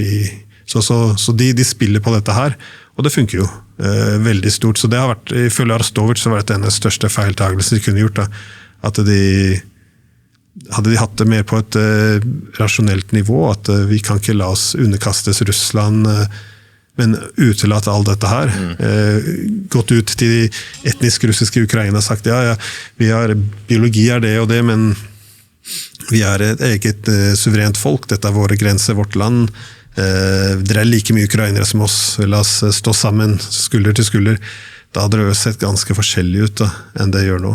Så det hele nazifiseringsaspektet, det mest sett fra point of view Russland, og en måte å rekruttere og måte å piske opp stemningen også, sånn at man ser tilbake til andre verdenskrig, at nå, hvis ikke gjør noe, så kommer nazisten igjen vandrende mot St. Petersburg og mye av det, mye som sagt, jeg tror det mye der av substans, men det brukes også for alt det har vært, det det jeg prøver å si. Så for eksempel, jeg vet, nå skal man ikke si det i Norge, men det har vært å slå på NRK sine nettsider, rett etter kuppet i 2014. Det videoklippet har jeg sett. Hæ? Det videoklippet har jeg sett, du har lagt det ut, ikke sant? Ja, hvor det hadde disse klippene som kom ut, så står det, hvem det vi egentlig, hvorfor finansierer vi nå, støtter vi tidligere nazister i Ukraina, så kommer det fram, hvem disse folkene? For EU hadde jo sanksjoner mot flere av disse fra Saboda og høyre sektor. Dette var jo nazister, skal vi virkelig støtte disse menneskene? Men nå det jo en russisk konspirasjonsteori. Det jo veldig interessant å gå tilbake til de klippene fra 2014. Du har lagt det ut, jeg tror de ligger ute på YouTube eller verserer, så det jo bare å se at i det innslaget var det til og med Steinfeld som var... Ja, han var i Krim, og Steinfeld var i Krim, og han rapporterte da. Men det var før krigen, det var 2014, når de hadde dette referendumet i Krim. Og da var det jo veldig russisk sympatisk, at så her bor det en majoritet med russere, eller en stor andel russere som ikke har de samme rettigheter, eller ikke føler seg ivaretatt på samme måte. Da var de på en måte en slags offerrolle for de russerne som bodde på ukrainsk side. Da. Så det var utrolig fascinerende tidsreise 10 år tilbake i tid, å høre NRK rapportere om dette. For det jo utenkelig at de skulle hatt det nå da. Ja. Men du hadde Forbes Magazine også, de gikk inn der, og de gikk av intervjuer, de fant ut det var ikke bare etniske russerne, det var etniske ukrainerne, tatarene, de var også i majoritet at de var for at Krim skulle returneres til Russland. Da. Så, men nå jo dette, men igjen, du kan ikke rapportere på virkeligheten, fordi folk spør hvorfor sier du det? Ikke dette et talepunkt for Kreml? Fordi når du sier det, så legitimerer du det. Så alt må på en måte passes inn i narrativene, hvem du støtter. Men virkeligheten må ha noe verdi i seg selv, da, uansett hvem narrativ du støtter. Men det også vært å vite at i 2014 var når Krim gikk inn, jeg tror Støre da, som hadde gått på Twitter, så hadde han skrevet et eller annet, det er godt at vi ikke tok inn Ukraina som NATO-medlem, for da hadde vi vært i direkte krig, så ja, jeg er helt enig, men du har ikke lov til å si det i dag. Men også Støre 2022, det var etter russerne invaderte, i februar av 2022, så gikk han også ut på Twitter og skrev at det er helt uaktuelt for Norge å sende våpen inn til en krigszone i Ukraina. Så, men igjen, nå har man ikke, det var mening da, man kan være enig med han, man kan være uenig med han, men nå har du ikke lov til å ha den meningen engang. Sier du at du ikke vil sende våpen, da er du mer eller mindre en landsforræder, for du bryr deg ikke om Ukraina. Da bryr deg om Ukraina, men det brukte samme, det er alt med politisk propaganda skal være vinkling, ikke sant? Du skal være, er du for eller mot? Er du for Ukraina eller for Russland? Så er du for Ukraina, da må du støtte visse ting. Regimeskiftet i 2014, det er viktig. At ukrainerne ikke ønsket det, majoriteten ikke ønsket det, og at du visste det kommer til å starte krig, det går til siden. Alt dette her på en måte må passe inn i narrativet. Da. Ikke bare Støre og Arbeiderpartiet, men det er ganske tverrpolitisk enighet rundt akkurat dette. Men det er jo mye fornuft. Jeg har spurt, hva er egentlig planen vår? Hva er det vi tror skal skje? Problemet er at vi avviser det som tidligere var sunn fornuft, at russerne så på dette her som en trussel mot sin eksistens, og få amerikanerne inn i Ukraina, at dette var en trussel mot deres eksistens. Men om vi ser det sånn, så må vi spørre oss selv, hva er det beste som kan skje her? Hvordan, når vi sier at Russland skal slås, hva nøyaktig betyr det? Om du har verdens største atommakt, som nå ser at dette er en trussel mot sin eksistens, en overlevelseskrig, til hvilken grad ønsker du faktisk å slå dem? Til hvilken grad tror du en politisk løsning, hvordan en NATO-fredløsning betyr at vi skal ha missiler som plasseres ut i Ukraina, som peker mot Moskva. Det er ganske absurd. Så om du aksepterer dette her, da må vi begynne å tenke om på noen av avgjørelsene som har tatt. For når vi nå da sier at, vi later som om å si at Ukraina skal inn i NATO, at dette er pro-ukrainsk, men dette her puttet jo en stor skyteskive på Ukraina. Når det eskalerer, og håper vi må presse Putin, mer press på Putin, så gir han seg. Tvert imot, om du tror at dette er en overlevelseskrig, så eskalerer du videre. Så det er igjen problemet at mye av dette her burde være sunn fornuft, men alt da faller under denne paraplyen av, nei, men det er pro-russisk, så da kan du ikke si det. Så sunn fornuft måtte ha blitt bannlyst, og det er da vi ender opp i disse veldig problematiske situasjonene.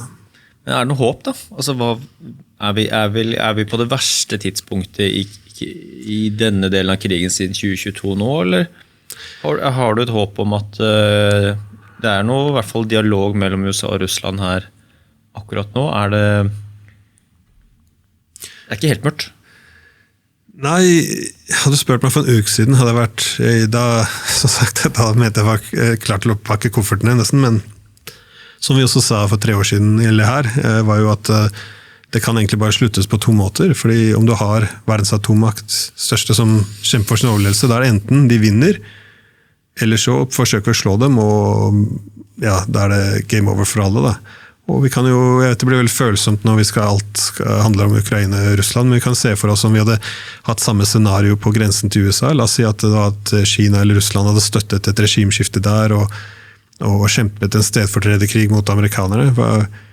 Hvordan kunne det avsluttes? Enten så klarer USA å slå dem vekk, og vinner, eller så, om vi vinner altså, eller kineserne eller russerne da, på denne siden, så ville da det ha ført til til at USA ville tatt frem atomvåpen om nødvendig. Det finnes ingen sjans for dette her, at det skulle bli akseptert. Og jeg tror det problemet ofte vi har her i landet, at vi tolker alt som en normativ perspektiv. Det men om Mexico ønsker å være en del av Kina, hvorfor skal de ikke få lov til det? Men det er en fin tanke, men virkelig verden bryr deg om Mexico, så prøver du ikke å foreslå å putte kinesiske missiler i Mexico, for da vil amerikanerne brenne hver eneste by om det er nødvendig. Og det er det samme som gjelder nå i Ukraina, da. At man må, igjen, det er en virkelighet som vi tidligere forstod, da. Det er prinsippet av udelig sikkerhet. Om du ønsker å ha sikkerhet for Mexico, så passer du på at du ikke gjør dem til en frontlinje mot USA, for da utslettes de. Og det er en tøff virkelighet, men vi må på en måte forholde oss til den, da. Nå glemte jeg spørsmålet. Samme. Så Jo, nei, om det var noe håp i sikte, om det var noe lys i tunnelen. Ja, det var det. Ja, nei, som sagt, jeg trodde at Trump kanskje kom til å sende disse tomahawkene. Sånn som jeg ser det, så tar vi store steg mot en direkte krig nå. Det hører også det retorikken fra europeerne. De også virker mer og mer villige til å eskalere. Så det gir meg grunn til å tro, eller alt jeg har sagt også, når denne krigen kommer mot slutten, og proxyen, altså Ukraina, begynner å kollapse, da har vi bare to valg. Enten eskalering, og det er ikke så mye vi kan gjøre noe bortsett fra direkte krig, eller akseptere tap. Problemet for Europa er at det er så mye som er avhengig av dette her. Om vi vinner, så kan vi ha en Stoltenberg sa en gang, Ukraina med 100 000 av kamptrente menn som da kan balansere russerne, og amerikanerne vil se det som nødvendig å bli her, og igjen, vi har en 90-tall her tilbake nesten. Om vi taper, så kommer amerikanerne ikke bare til å gå ut av Ukraina, de kommer til å trekke seg mer ut av Europa, vi kommer til å miste mye av solidariteten vi har, vi kommer til å finne ut at interessene våre er ganske forskjellige, at ideologiske slagord ikke nødvendigvis er det samme som en felles identitet, ser økonomiene svekkes, og du har da som sagt det veldig sinnet Russland der, som ikke nødvendigvis søker hevn, men som i hvert fall ikke kommer til å finne seg mer i noe lignende. Da. Så det er veldig mye på spill, og av den årsak så tror jeg at dette er noe som gjør at vi blir mer aggressive i Europa enn ellers. Så jeg vet ikke, enten så finner man en løsning nå, men igjen, russerne ber i min mening litt for mye fra ukrainerne, at det blir veldig vanskelig for dem å akseptere det. Men uten en fred der, så tror jeg det går mot direkte krig da, mellom i hvert fall europeerne og russerne. Men igjen, man vet ikke så mye om forhandlingene. Som jeg sa tidligere, litt av kritikken mot Hegseth og Trump var at de spilte med veldig åpne kort i begynnelsen. De var villige til å gi bort NATO, sikkerhetsgarantier og territorier. Alt sammen lå på bordet. Dette kunne bli brukt for å møtes halvveis med russerne, gitt at ukrainerne og russerne sto så langt fra hverandre. Men ellers så tror jeg direkte krig blir mulig. Vi hadde den svenske forsvarsministeren som var ute for 2 dager siden og sa vi må gå inn i engelsk oversettelse, i hvert fall war mode. Jeg forbereder oss på krig mot Russland. Igjen, det er så vanskelig jeg skulle ønske man kunne ta det steg tilbake og spørre hvor er nødvendighetene? For dette kommer ved all sannsynlighet til å ende opp i en atomkrig. Men jeg tror allikevel mye av det, for europeerne har jo ikke mer våpen eller så mye penger heller, så jeg tror mye av det bare litt grann i hvert fall prat. Jo mer du kan heve trusselbildet mot Russland, jo mer kan får du vilje til å sende våpen og penger, fordi mye av det vi har sett i det siste er ganske åpenlagt fake news. Da. Jeg vet ikke om du leste denne historien med von der Leyen, hun skulle lande flyet sitt, så hadde russerne tatt sånn jamming av flyet hennes, og hun fikk ikke landet på over en time eller sånn. Alt det var falskt, det var politikere og dem som forsket på det, det fant ut det var bare fake, men det ble brukt for alt det var da, dette var bekreftelse på at russerne er i krig med oss. Og så hadde disse små dronene overalt i Tyskland, det var her i Gardermoen også, men de arresterte flere folk, men ingen av dem var russere, men allikevel, retorikken på plass nå, vi må passe på hybridkrigen, beviset det ikke der, men så jeg tror den retorikken bekymrer meg litt, at man da begynner å hisse seg litt grann opp.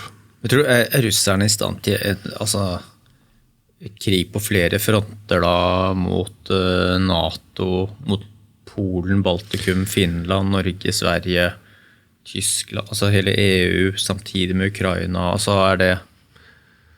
Jeg kommer på med en krig, jeg tror bygger opp nå flere 100 sånne Oreshnik-missiler som kan da slette ut i små byer, men å invadere, og det er litt av problemet, det tror jeg ikke noe kapasitet helt tatt inn ideen at de skal marsjere til Berlin eller til Paris. Og igjen for hvem hensikt gå inn i et land hvor nøyaktig 0% av befolkningen ønsker å ha deg der. De har ikke kapasiteten til det, de har ikke mannskapet, de har ikke interessen til det. En krig i form av raketter og bomber og Ja, den ville, ja, men omfattende angrep. ja, nei, så jeg tror det vil komme nå, om tyskerne for eksempel sender disse Taurus-missilene sine, de vil bli operert av tyskere, og de vil bli sendt dypt inn i Russland og slå til militære og økonomiske mål.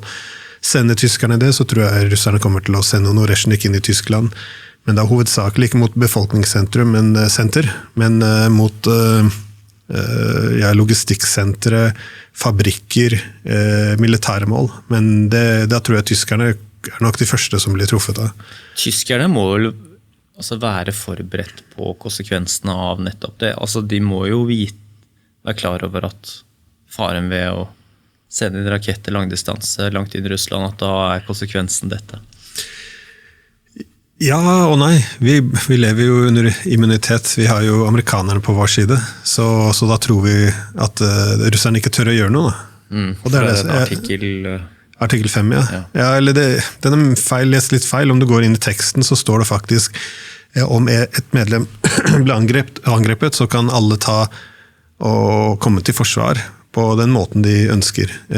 Til og med delta i krigføring om det er det de skulle ønske. Så det er ikke at det forplikter, men det ofte så har det blitt omformulert slik. Men selv om det hadde ligget i traktat, skulle amerikanerne, om det hadde vært utslettelsen av USA, ville virkelig offret New York for Berlin. Jeg tviler på det. Men uansett, det russerne har sett hele tiden, at de har hatt et dilemma. Det er, for når NATO eskalerer, da må de bestemme seg selv. Hva skal de gjøre? Skal de svare militært? Da er det tredje verdenskrig. Eller skal de ikke gjøre noe? Men da blir NATO mer litt mer komfortable, og da eskalerer videre. Jeg bruker alltid eksempler med de F-16-flyene. Det var Biden selv som sa, vi kan ikke sende F-16-fly, det betyr tredje verdenskrig. Nå snakker vi om å sende missiler styrt av våre egne soldater som skal treffe russiske byer, så vi har allerede gått veldig langt opp den eskaleringsstigen, og om russerne ikke svarer, da ender det med at vi går litt til. Så nå har det nådd det nivået da, hvor Putin møter ganske kritikk fra politiske ledere og journalister. Til og med tidligere president Medvedev begynner ikke utfordre Putin, men å komme med en retorikk som ikke samsvarer så godt med Putin. Medvedev? Han har blitt han var pussekatten før, da, om du husker. Men det var tilbake i 2011, men mye endret seg i 2011, da, når NATO bombet Libya. Det var slutten for han, hans illusjoner om at Russland skulle kunne være en del av Vesten, de skulle bli omfavnet. Han har blitt helt omvendt når han er overaggressiv til det store. Da. Han går ut og utfordrer Trump på Twitter, jeg vet ikke hva. Men er Medvedev mer aggressiv enn Putin? På Russlands vegne? Ja. Nei, det er han... Nei, det er ikke i nærheten engang. Putin sånn sett er ganske moderat i retorikken sin. Medvedev er ikke på noen måte. Men det er ofte det jeg også poengterer, når man ønsker regimeskifte i Russland. Jeg vet ikke om man forventer etter Putin, av alle russiske forskjellige ledere jeg hører på. Retorisk i hvert fall, så er han mye mer moderat enn andre.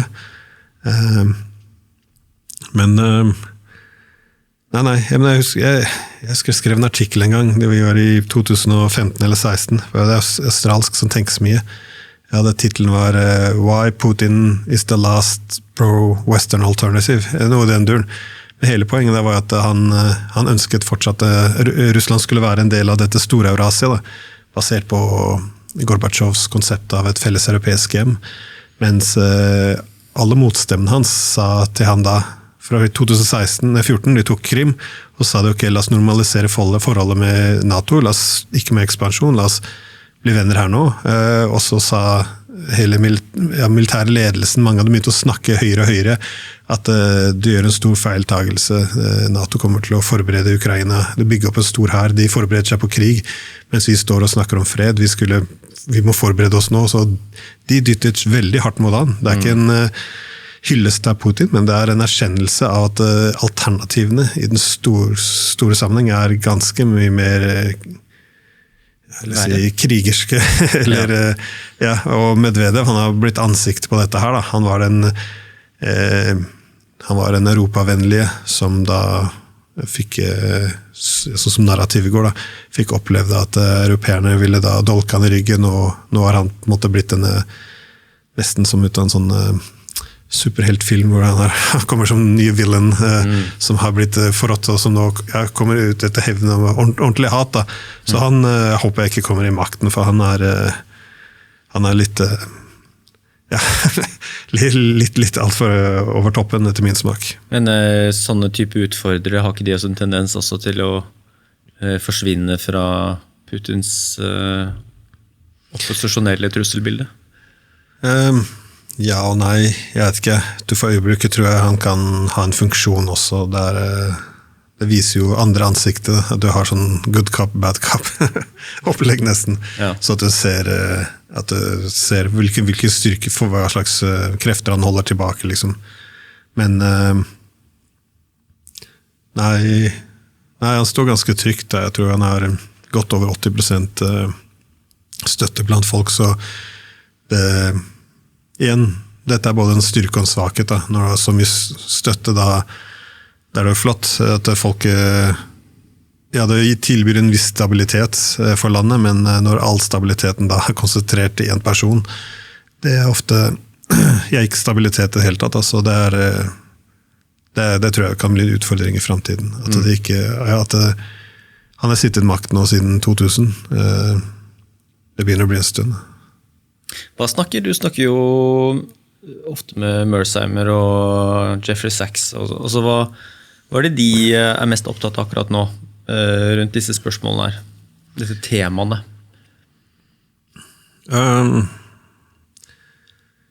De fleste, 3 hovedkonflikter da. Igjen, de fleste ser hvordan verden omgjøres, og Midtøsten er et fokus, krigen i Europa og også mulig fremtidig eskalering av konflikten med Kina, at dette er alle problemer. Men de har litt forskjellige perspektiver.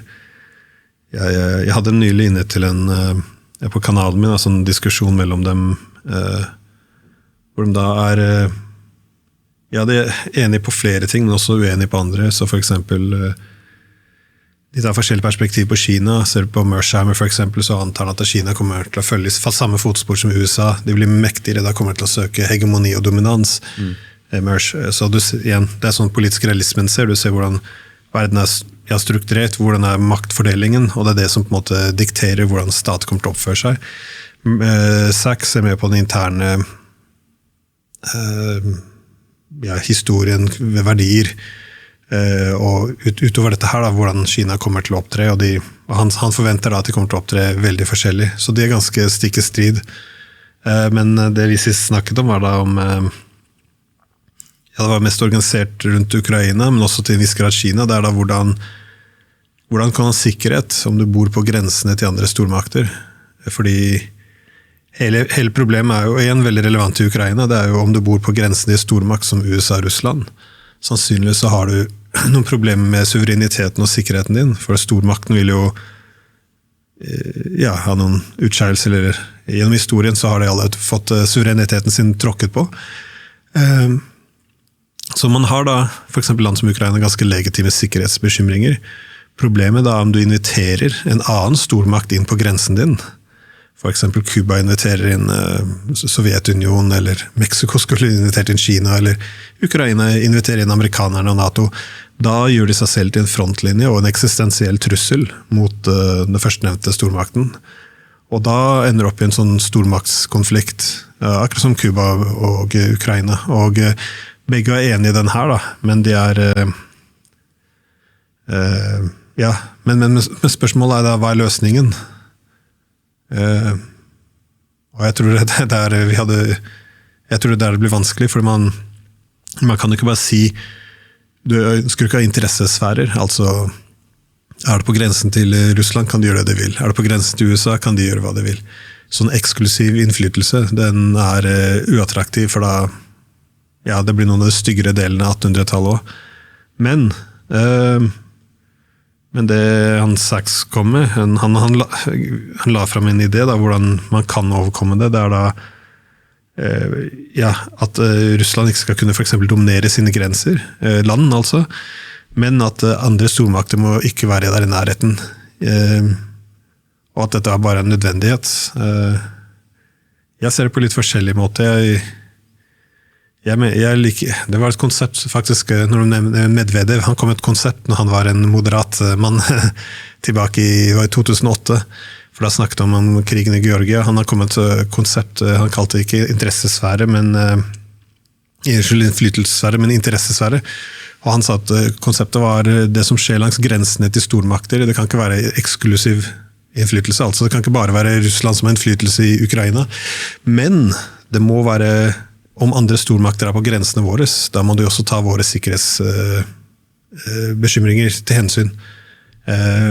For meg så virker det som den beste, rimeligste grensen, eller regelen. Og vi har det også til en viss grad, om du ser nå i Mexico for eksempel. De har jo alle friheten de skal ha. De kan ha hvem som helst handelspartnere, de kan ha hvilket som helst politisk samarbeid. Det er friheten til å gjøre hva de vil, men det er ikke friheten til å ha kinesiske militærbaser i landet sitt. Det ville de aldri hatt friheten til. Da kommer amerikanerne inn. Og det samme gjelder jo på grensen til Russland. Poenget er hvordan du kan få formulert det i noe slikt i en avtale. Ideelt så har du for eksempel en paneuropeisk sikkerhetsavtale, men vi hadde jo dem på 90-tallet, begynnelsen av 90-tallet, men vi kastet jo dem alle ut av vinduet, når vi i stedet for bestemte oss for å organisere Europa under NATO, et ekspanderende NATO altså, så nei, men i det store hele så er det ikke noen, på papiret, noen konsept, så kan det fungere veldig bra, men jeg ser ikke noen måter dette kan det bli implementert da. Uansett, det er mye av det de også interesserer seg for, så men Midtøsten selvfølgelig også er ganske grotesk for tiden, så. Det har jo roet seg godt litt for din del også, heldigvis, siden både valgkampen og altså etter sommerferien så var det jo virkelig, da var det Glenn Disten i alle kanaler følte jeg på i medier, og det var hos Solvang, du var politisk aktuell for partiet for, og på T-baner, politisk reklame. Det var et voldsomt kjør. Kan du fortelle litt om det? Altså, hva som skjedde sist, jeg vet ikke hva sist det var, jeg tror det var før sommerferien en gang, og etter det så var det jo disse valgene du har gjort med liksom skulle være med inn i politikk og sånne ting, og hvordan ser du på det, reflekterer du over det nå? Ja, nei, jeg har bestemt meg for å ikke ha noe som helst å gjøre med politikk lenger. Det er det politiske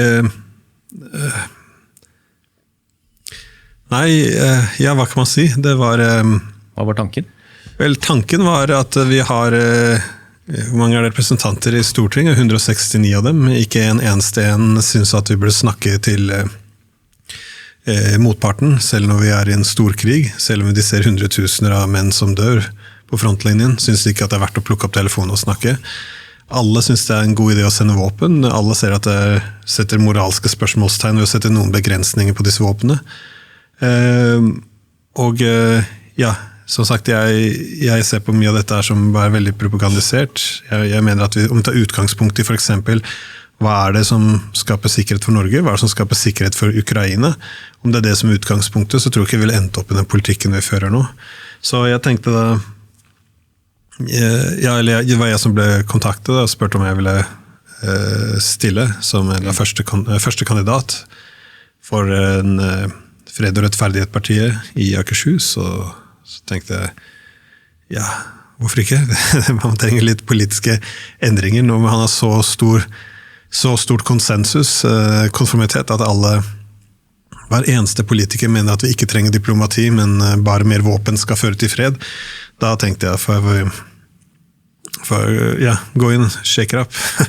Men det kom ut med en liten pangstart da.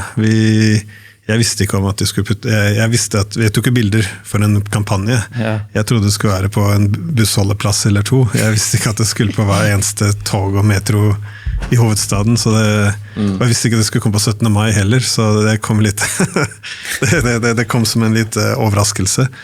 Men igjen, reaksjonene var ganske dramatiske. Fra mitt perspektiv så var det jo, som sagt, Støre sa jo dette selv i 2022, at det var uaktuelt å sende våpen. Så mitt perspektiv da, det burde være i hvert fall lov til å argumentere for samme ideen, at dette ikke en god idé.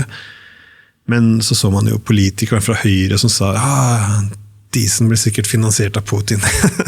Så ja, det Putin bruker tiden sin på, det støtte småpartier i Norge, så ja, uansett, men igjen, det diskursen her nå, det blir jo så idiotisk som det kan være. Så, men det var ikke noe seriøst kommentarer. Det noe også lagt merke til siden første gangen jeg ble kontaktet av journalist i Norge. Det jo, hvert eneste spørsmål bare hvorfor reiser du dit? Hvorfor publiserer du der? Hvorfor snakker du til de personene? Hvem betalte flybilletten din? Den personen her har sagt at du en propagandist. Hvordan svarer du på det? Det bare på person hele tiden, og jeg la merke til det var akkurat det samme. Det var ikke noe mulig å få noe budskap. Og noe debatt i det hele tatt. Det var bare, hvorvidt igjen Russland finansierte denne kampanjen da. Så uansett så endte det opp med at vi fikk denne debatten med han Solvang. Og det var samme opplevelse der. Tanken var jo, ok, da kan vi i hvert fall ha en debatt i Norge, for vi har ikke hatt noe diskusjon. Når alle enige, denne krigen må kjempes, ingen tar et steg tilbake og spør hva nøyaktig, hvorfor må vi ha en konflikt med Russland nå? Det ideologisk noe som gjør at vi ikke kan leve ved siden av hverandre? Og det eneste de faller tilbake men det jo som når vi Hitler eller skal etablere Sovjetunionen, alle disse rare, absurde narrativene. Mitt argument om du virkelig bryr deg om Ukraina, så ville du ikke ha forsøkt å ekspandere NATO. Det garantert at de blir ødelagt. Igjen, dette bare virkeligheten som jeg ser det. I hvert fall kan ha en diskusjon om det, men når vi kom til debatten, formatet sånn som jeg så det, skulle være at hun Søreide, hun argumenterer jo vi kan ikke snakke med russerne, vi kan ikke ha noe diplomati, vi kan ikke ha noen forhandlinger, men vi må sende våpen. Og jeg tenker jeg tar det motsatte perspektivet. Jeg mener vi burde ikke sende våpen, det har alltid vært norsk politikk, det en god politikk, men jeg mener også at det bare sunn fornuft å snakke med motparten. Bare som et sideinnlegg der, når Trump kom i makten, og han fikk russerne til å snakke med ukrainerne, det første de fikk på plass i hvert fall, var en utlevering av fanger. Det var 2000 da krigsfanger ble utlevert. 2000 menn som gikk tilbake til familien sine. At man ikke synes det verdt en gang, synes jeg helt absurd. Men uansett, da så skal jeg gå inn i debatten, men der kommer det tilbake til det vi snakket om tidligere. Politisk propaganda, hva det? Det vinkling. Så skal vi snakke da om våpen og diplomati? Nei, vi kommer inn, og det første jo da, sånn som hun skal formulere det, nei, vi står vel med Ukraina, Disen står med Putin. Og så man kan ikke åpne munnen uten at det kommer, jeg vet ikke hvor mange ganger hun sa, russisk propaganda. Jeg nevnte majoriteten av Ukraina, ønsker også forhandlinger, men ikke norske politikeren.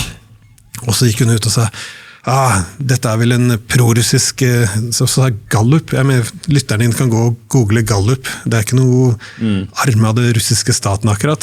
Men uansett, det ikke noe å si. Så de bare fortsatte med dette hele tiden. Men så gikk det gikk så langt også. På et eller annet tidspunkt klarte hun å si Russland truer med å knuse hele Ukraina, og så ønsker de da, om ikke underlegge seg Europa, i hvert fall at Europa skal leve i usikkerhet i årene fremover.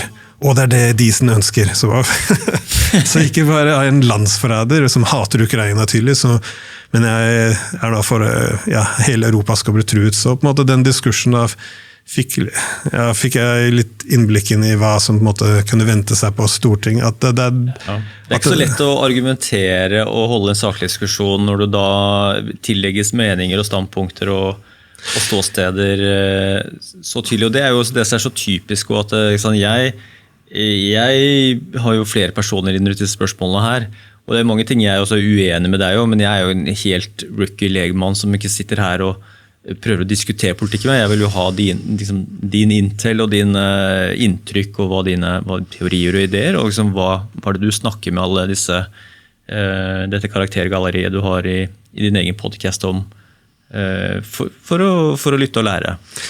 Så det sånn der, men da altså, det jo veldig liten verdi i hele den ad hominem virkeligheten som den norske offentligheten fort går i, da, og det jo med rette ganske effektivt også i denne type formater og på Dags 18, og sørger også for at det mye vanskelig å ta deg på i neste runde, og man får jo også den veldig kortvarige debatten over i et spor, hvor man da også slipper å ta stilling til at liksom, jeg husker ikke hva du sa, vi skal jo ikke mange årene tilbake hvor det å liksom bare sende våpen eller sende penger eller involvere oss var jo helt uhørt, og vi måtte liksom, det var veldig sånn, det var ikke noe sikker sak til at vi skulle involvere oss på noe som helst vis egentlig, til at det liksom gradvis blir mer og mer tydelig hva som og så blir mer og mer et uangripelig konsensus nesten da, i offentligheten, at man skal være veldig forsiktig med å hinte frempå med alle disse milliardene som blir sendt av gårde, våpen,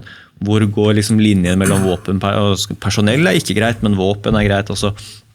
Alle disse viktige detaljene som også jo handler om vår egen sikkerhet, og som alt det vi har snakket om i dag og sånt også, de tingene slipper man ut unna når man da går på det nivået at du blir som personifisert som den personen som da også bare, her ser vi det folkens, her har vi vandrende desinformasjon og vildledning om livsfarlig agent for russerne, så her har dere det, og da det ikke noe å debattere.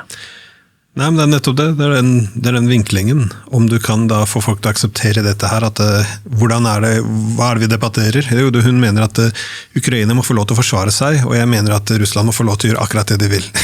om du klarer å få folk til å akseptere at det det som skillelinjene våre, da det ikke noe debatt. Men det også noe som greit å legge merke til om du ønsker å identifisere mye politisk propaganda. Jeg legger også merke til hvordan, når du kun går etter person, og alt handlet om person, så da gikk også men måten de begynte å argumentere, det var ikke for saken eller noen av argumentene jeg hadde, det var jo, nei, men Diesen, han har skrevet i RT, så jeg bodde i Russland også, jeg var professor, jeg deltok i medien, så han har vært i medien der, og han ble etterspurt, det ikke rart, han ble etterspurt å komme og møte konferanser når russiske presidenten der, og bla bla. Og så vil jeg bare få frem et poeng, hvordan de manipulerer publikum, for jeg går til Russland i ny og ne på konferanser, jeg deltar i mediene, men så sier jeg også, men om du ønsker å informere folk, hvorfor tar du bare den delen her, hvorfor ikke andre deler? Så sier jeg ble jo også invitert til det amerikanske forsvarsdepartementet, inviterte meg der for å snakke om nøytralitet faktisk for Ukraina, tilbake i 2019. Sentralbanker, det flere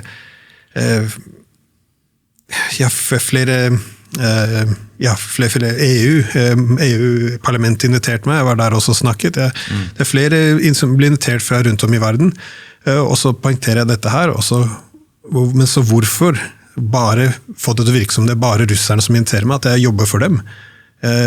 Hva var hensikten med det? Om du har forsvarsdepartement i USA, EU, Ungarns sentralbank, alle disse institusjonene, hvorfor?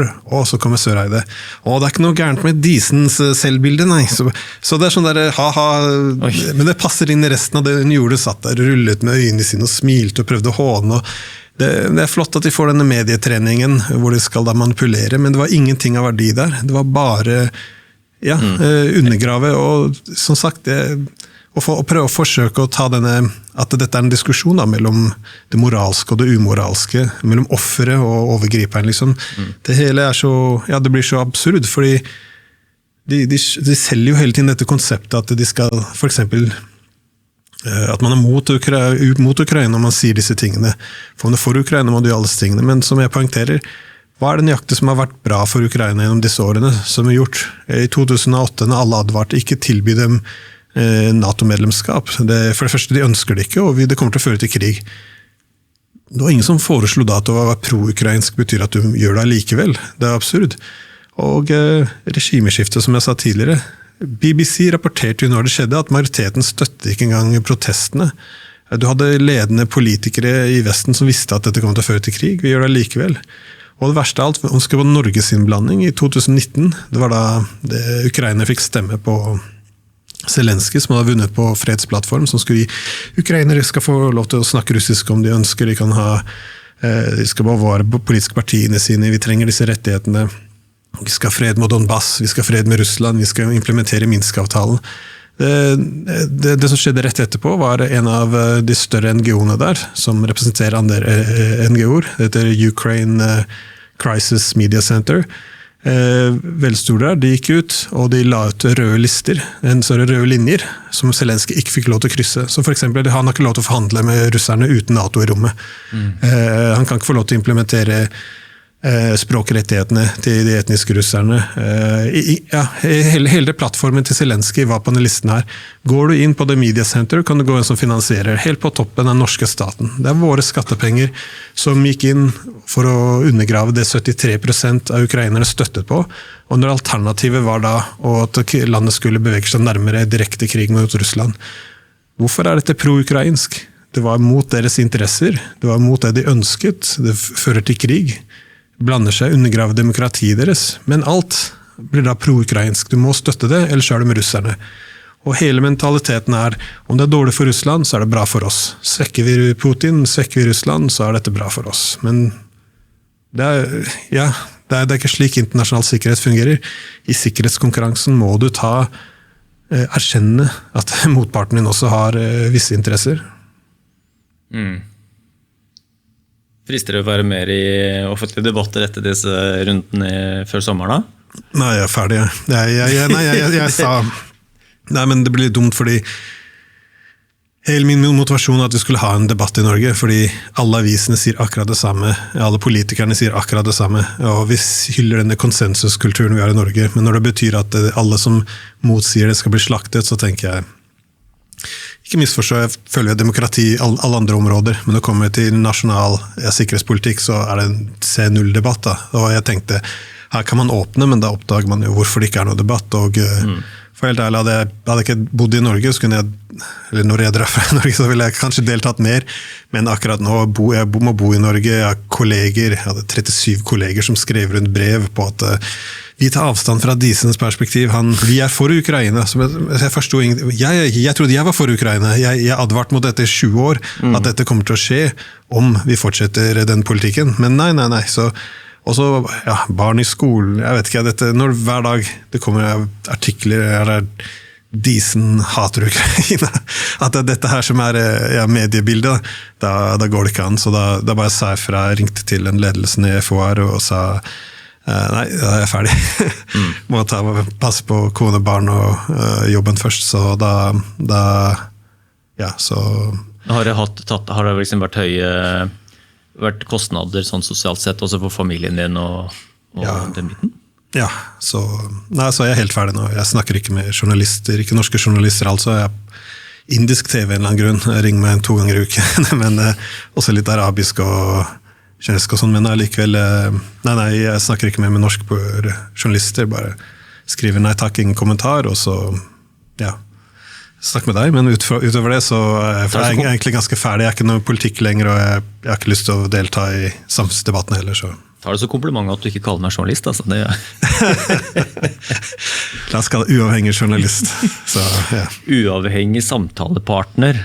Noen kaller, jeg tenker på av og til, jeg er terapeut også. Jeg var sånn, kunne nesten hatt en sofa her, og så sånn, Glenn, hvordan har det vært siden ikke sant? april? Jeg føler meg bedre å få snakke. Nei, men det er et merkelig dilemma, for du ønsker jo, på en side så vil du ikke at disse som de verste propagandistene skal kunne få monopol på å representere deg heller, men på andre siden så er jeg ikke...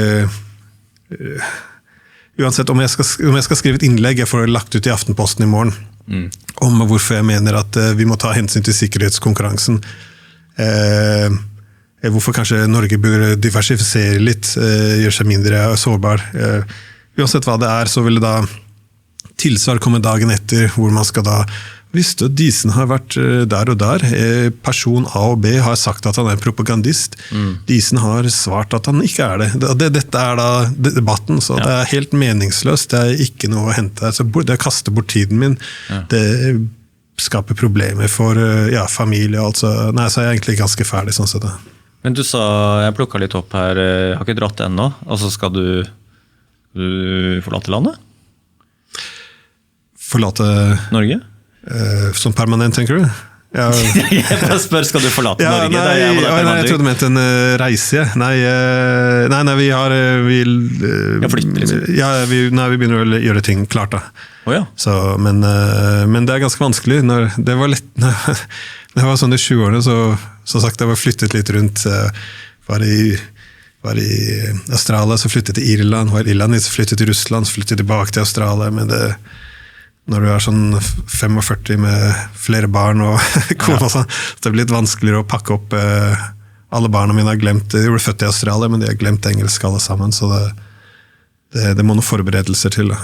Men er situasjonen blitt sånn etter det der hardkjøret, det å prøve seg inn i politikken og være inn i det offentlige debatten og alt det trykket du har fått på deg som person, altså har det gjort at du kommer til å flytte fra Norge? En del av det, men nei, det er flere årsaker, men det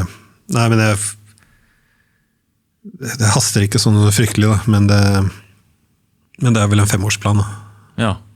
Er det sånn, vet du noe som disse big tech-folka, de kjøper jo underjordiske mansions i ørkenen og på New Zealand, og er det på vei til å gå til helvete? Vet du noe som big techen også vet? Nei, jeg ser ikke noe fremtid for Europa. Da. Jeg ser at det blir bare vondt blir verre. Nå er ikke det hovedårsaken, men jeg ser alle avgjørelsene her nå blir. Men det er ikke bare Norge, da. Det er resten av kontinentet også. Jeg tror den største utfordringen vi har, det spørsmålet vi burde stille oss hvordan vi kan leve i en multipolar verden. Fordi så langt så virker det som om selve prinsippet, ideen om det blir sett på noe som uønsket, at altså amerikanerne nå med flere maktsentre, hvor det ikke bare er USA og Europa, at de kommer til å gå andre steder. Dette er noe vi ikke ønsker, så derfor så prøver vi å motarbeide, men Machiavelli, han skrev for 500 år siden noe slikt, at menn de nekter å se for verden slik den er, men hvordan de ønsker at den skal være, og det er det som er deres undergang. Da. Jeg føler det er perfekt for hva som skjer i Europa nå, at vi må det er ikke hvorvidt du synes multipolaritet er bra eller dårlig. Sannsynligvis så blir det veldig utfordrende for Europa, men det er en virkelighet, og ingen tilpasser seg denne virkeligheten, så jeg tror det er det som kommer til å bli vårt store problem fremover. Da. Men nei, jeg vet ikke, jeg tror også vi ignorerer alle mulighetene, eller for forbedringene. Men det verste, ikke for å gå for langt inn i det, men den verste trusselen vår nå tror jeg at i hodene våre så lever vi i en unipolær verden, selv om det er multipolaritet. Og dette er ikke bare en maktdistribusjon, det er også hva det betyr. La oss si når det er mange maktsentre i verden, da har vi mer eller mindre det som kan kalles den vestfalske verdensorden, med andre ord, med mange maktsentre. Hvordan har du fred i en sånn verden? Hvordan skal de forskjellige stormaktene håndtere hverandre? Det er bare en måte, de må forhandle, de må passe på at de søker udelig sikkerhet, så med andre ord, en kan ikke øke sin sikkerhet på bekostning av andre, for da går den etter deg. Så denne hele harmoniseringen av sikkerhetsinteresser, den er ganske viktig. Ikke tråkk på tærne til motparten. Hvordan overføres dette til diplomati? Ja, du har diplomater, du går over grensen, du har litt gjensidig forståelse, vi lærer om hverandre. Hva er det som ville gjøre at kineserne ville reagert veldig negativt? Ok, kanskje vi ikke putte missilene våre der. Og så sånn vi har en maktbalanse, og passe på at sikkerhetskonkurransen, altså vår sikkerhet ikke går på bekostning av deres, at den blir redusert, at vi da klarer å ha nedrustning og annen måte som da hever sikkerhet i alle. Det er slik det funker i en multipolær verden. Når vi etter kalde krigen, og ikke i den unipolær verden, altså bare ett maktsenter, da endrer alt seg. Hva er det som er sikkerhet i en unipolær verden? Du trenger ikke ta hensyn til motparten. Tvert imot, det sier at sikkerhet avhenger av hegemoni. Om du klarer å være så dominerende at ikke en eneste stat eller gruppe av stater klarer å utfordre deg, da har du sikkerhet. Dette var offisielle sikkerhetskonseptet til USA da, etter kalde krigen. I hvert fall i 2022 så bygget de det ordrett inn i denne US Security Strategy. Og da som sagt, det manifesterte seg som NATO-ekspansjon. Når du hadde den tidligere forsvarssekretæren minister i USA, William Perry på 90-tallet, som sa alle kollegene våre er helt enig at en NATO-ekspansjon igjen, det utfordrer sikkerheten, truer sikkerheten til Russland. De kommer til å svare på en negativ måte. Men dette er unipolær verden. Nå har det ingenting å si. Så de sier, hvem bryr seg? De er svake, de kommer bare til å bli svakere. Det har ikke noe å si. Så hele formatet for sikkerhet har nå endret seg til å ta hensyn til andre, til å bare passe på at de er så dominerende at vi rett og slett kan gi beng i det. Og i et unipolært system, hva vil det si for diplomatiet? Skal vi sitte og ha gjensidig forståelse, forstå bekymringen til motpartene våre? Nei, selvfølgelig ikke. Vi trenger jo ikke ha kompromisser lenger. Hvorfor skal den dominerende ha kompromiss med den svake? Så vi så da at hele konseptet av diplomati ble omformulert som en slags sånn ny civilizing mission, at vi hadde de gode liberale demokratiske verdiene. Vi er på en måte sivilisasjonslæreren, og resten av verden er da studenten, og vi skal da kunne oppdra dem til å bli like gode som oss. Og da kan du ikke ha kompromisser lenger. Og da, med andre ord, du har ikke gode verdiene våre, dårlige verdiene deres, vi tar ikke noe kompromiss halvveis. Så jeg tror det er den retningen som diplomati har gått, og jeg ofte gjør dette poenget her, da, at om du ønsker fred, så må du snakke med motparten, fiendene dine. Hva er det de bekymrer seg for?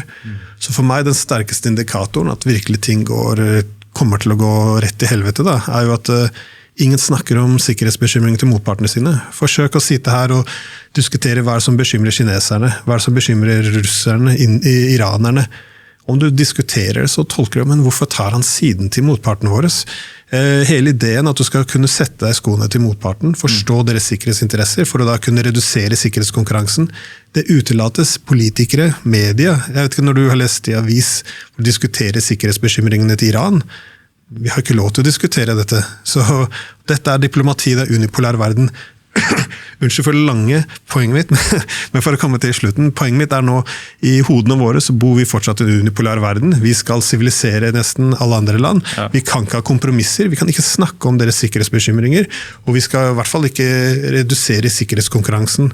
I stedet for så er dette her da alltid en konkurranse med vår nye Hitler, så Milosevic, Saddam Hussein, Gaddafi, Putin, alle er en Hitler, og da har du fred ved å slå dem på slagmarken, og enhver forhandling blir da en farlig det sier appeasement. Da. Så dette er hodene våre, men i virkeligheten så ser vi da en helt annen verden som fungerer. At det er en verden som resten av verden begynner å ha beveget seg vekk fra allerede. Da. At de ser nå på europeerne som bare mer og mer arrogante, irrelevante. Selv kineserne har jo ikke lyst til å ha så mye mer å gjøre nå. De begynner å bli ganske irriterte. Inderen også, at de fortsatt skal ha briter som kommer ned til India for å fortelle dem hva slags utenrikspolitikk de skal ha. Washington skal diktere til dem hvem de skal få lov til å handle med. Det er helt absurd. Ingen tar hensyn til deres sikkerhetsinteresser. Hva er det de forventes å gjøre da? De begynner å samarbeide med hverandre, de begynner å bygge nye økonomiske systemer, nye teknologier, sånne supply chains, handelskorridorer, banker, handler i egne valutaer, de begynner med militært samarbeid, politiske organisasjoner fra SEO, BRICS, alt dette her. Så det er der verden går nå. Så vi må få hodene våre til å reflektere virkeligheten, da, er det jeg ønsker å si. At 90-tallet er ferdig, og uansett hvor flott det var, så eksisterer det ikke lenger. Det var en veldig god rant. Det var en god rant. Jeg må fatte meg i kortheten. Fortelle kona mi meg. Jeg tenker det blir bra YouTube-klipp, tenker jeg. Ja, du har rett i mye der, altså. Det er jo dumt da, hvis du flytter fra Norge nå, så mister vi jo nå skal ikke du være en del av offentligheten, har du sagt selv, men det er jo litt sånn bevis på det dysfunksjonelle offentlige ordskiftet da. At folk ikke gidder mer, at de tingene her, så nå er det jo, det virker også som bare sånn ting, moden temaer og betente ting, og ting som ikke er lov å diskutere. På et eller annet tidspunkt så åpnes det opp, enten er det en naturlig modning, eller så blir det ufarliggjort. Det er sånn. Pandemien er eksempel på det. Nå er det jo flere og flere som begynner å snakke om liksom, det grønne skiftet, altså, hva klima er. Det jeg synes er veldig interessant, det er jo, ikke sant, uansett hva du måtte mene om klimaendringer eller ikke, så er det jo konsekvensen av klimaendringene er kanskje ikke så ille som man skal ha det til. For eksempel, det virker som er mye mer legitimt å prate om nå. Skal man bruke milliarder på på teknologier, og så legger penger på det, kost-nytte, og det virker som sakte, men sikkert så det jo alltid de tingene man ikke har lov til å prate om. Nå det jo åpenbart etter Ukraina og Russland, og med Gaza også for så vidt, og Palestina har jo også vært off-limits sånn, å mene noe på motsatt side for de som måtte tale Israel og Netanyahu og hele den siden. Jeg vet jo flere om det som har vært i podden her også, som møter ganske mye motstand på det. Så det sakte, men sikkert så åpnes det opp, og da plutselig ser man tilbake med det. Det var jo ikke så, hvorfor var det her så betent å prate om? Og så plutselig det som prater man om det som den største naturlighet, som det aldri har vært et problem å prate om det. Altså, men dette ikke problematisk. Du har jo lov til å sitte og si dette her, og jeg kan si dette her og dette her. Jeg skjønner ikke at du føler deg knebla, eller liksom, et par år etterpå, så det virker alt så opplagt og ufarlig, men når man står i det, sånn som du har stått i det nå, som man stod under pandemien med de få som turte heve stemmen da, så det sånn, det alltid noen temaer til enhver tid som man ikke skal prate om, og tar du sjansen og bruker feil ord og ikke kjenner den norske offentligheten, eller vestlige offentligheten for den saks skyld, da, så du ute av leiken, da mister du jobben.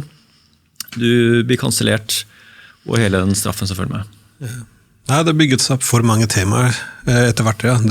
Men det ikke så nødvendig, så det ikke sånn utopia man kan flytte til, hvor man kan si alt man vil, men det har blitt veldig mye. Det begynte vel mest, først var det med immigrasjon og lignende, at det var et akseptabelt ståsted, eller så var det rasist, og så begynte de da det grønne skiftet. Det også kan du ikke tale mot, da du en klimafornekter, du hadde vaksine, at man tar 10 år for å lage en vaksine, men vi kutter det ned til 2-3 måneder, og at det skal fortsatt ikke være noen utfordringer, at en vaksine kanskje ikke nødvendig vaksinerer deg, men reduserer sjansen for smitte. At man ikke skulle få si det uten å være en slags person som bare tror på konspirasjoner, og alt dette her. Innvandring et godt eksempel, ikke sant?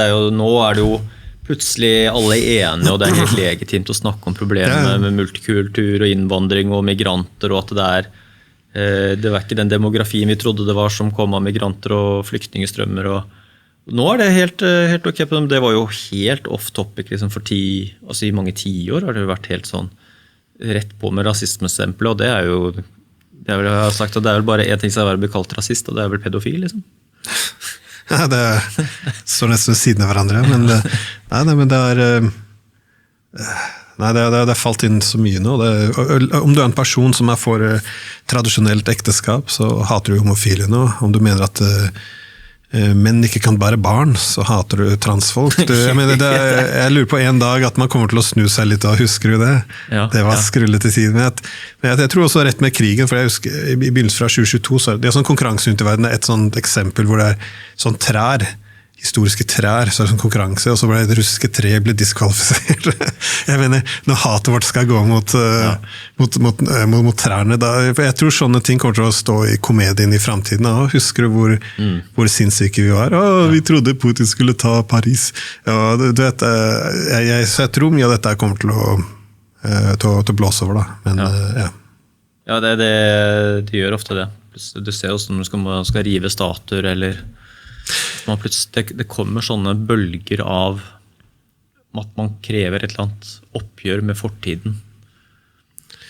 Ja, nei, noen ganger så det jo passende også å ha noe slags oppgjør også, men jeg blir alltid bekymret når jeg ser veldig revolusjonerende tendenser. Altså revolusjon med det som per definisjon, når du må rive opp det fra fortiden, fordi du ikke kan ha det med videre. For eksempel å dytte statuen over og sånn, det noe av det skumleste jeg ser, da. Så jeg har veldig lite tro på, men nei, jeg tror det kommer noen større problemer. Jeg tror vi kommer til å ha krise i liberalismen generelt,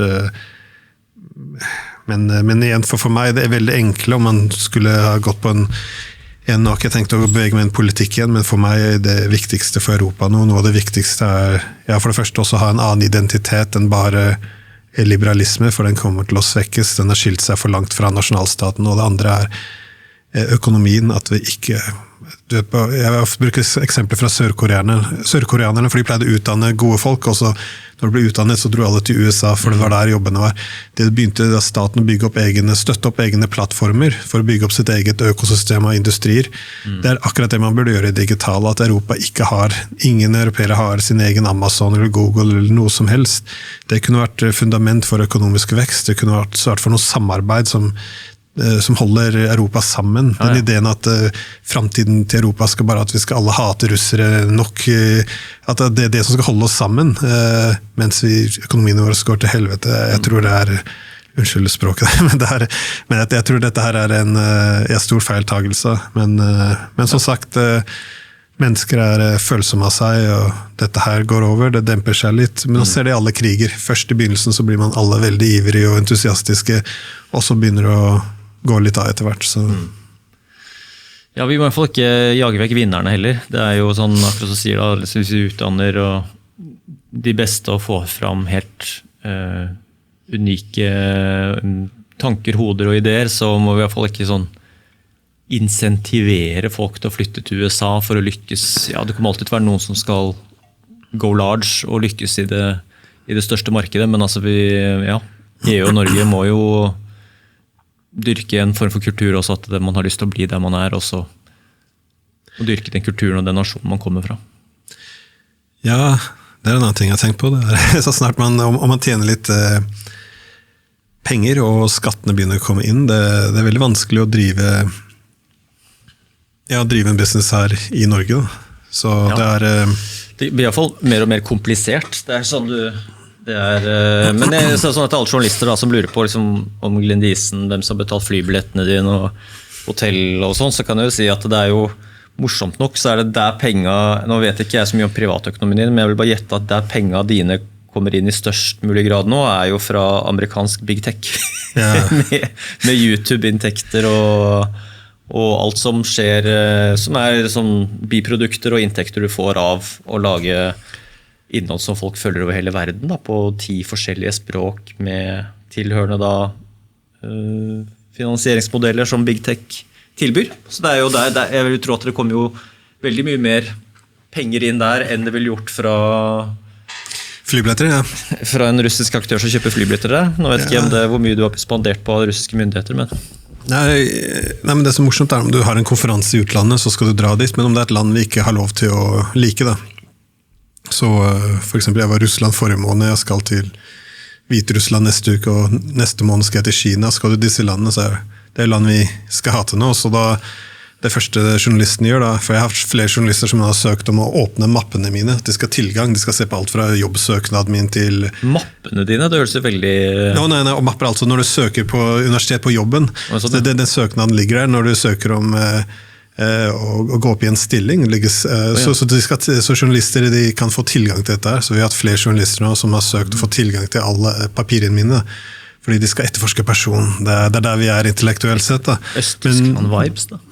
Ja, men poenget mitt at om universitetet skal betale en flyreise, la oss si flyreise til Kina eller noe, da skal men hvorfor støtter dere dette? Da dere medansvarlig, og da kan det gå ut til universitetet, og skal du kansellere noen, så går det alltid til arbeidsgiverne. I hvert fall Russland, tenk om universitetet hadde betalt en flybillett til Russland, det hadde jo skulle vært oppslag i Aftenposten, så jeg har aldri spurt universitetet om noen penger til reiser, men for det tillater jo ikke journalistene våre, men om det da de som inviterer meg, som betaler flyreisen, men da har du kjøpt og betalt av dem de skal reise til, så kan det nesten ikke vinne på noen måte, da. Så nå tenker jeg, jeg har satt opp en egen bedrift nå da, for podcasten, så nå kan jeg bare kanskje bruke penger der til å betale for reiser, men i det tid så kommer det første artikkel at det problematisk at kanskje jeg tjener penger i en podcast, og det slutter aldri, så det alltid gå etter pengene, gå etter arbeidstid, det alltid samme format da. Alt kan gjøres bortsett fra faktisk snakke om temaer da. Ja. Nei, jeg har jo kjøpt det betalt, vi skal jo avslutte seg som hører bør, at du skal få lov til å gå og ta med deg, hvis du skal reise til utlandet, så trenger du i hvert fall en haug med norske boksershortser fra Comfy Balls, så det skal du få med deg, skal du få med en 10-20 stykker så du har litt å gå på. Så det jo, jeg vet ikke om du bruker Fiken eller med det Folio, nettbanken, altså sponsor av podden, jævlig bra nettbank for bedrifter. Dritenkelt hvis kona di skal holde orden på regnskapene. Så det men jeg håper du ikke flytter med det første da, for da mister jeg jo deg i podden her, men vi får se hva som skjer fremover og holde kontakten. Ja. Nei, det høres flott ut det. Ja. Så igjen, det var ikke poeng å redusere deg under journalismen, det var... Nei, det skal med den selvtrening jeg har og ikke ta ting personlig, så om jeg i dag skulle bli kalt journalist eller redaktør eller et eller annet sånt fornærmende, så tar jeg det med knusende ro. Ja. Nei, men det er mangelvare da, at man kan diskutere temaer i stedet for bare gå ut til person alltid. Så det ja.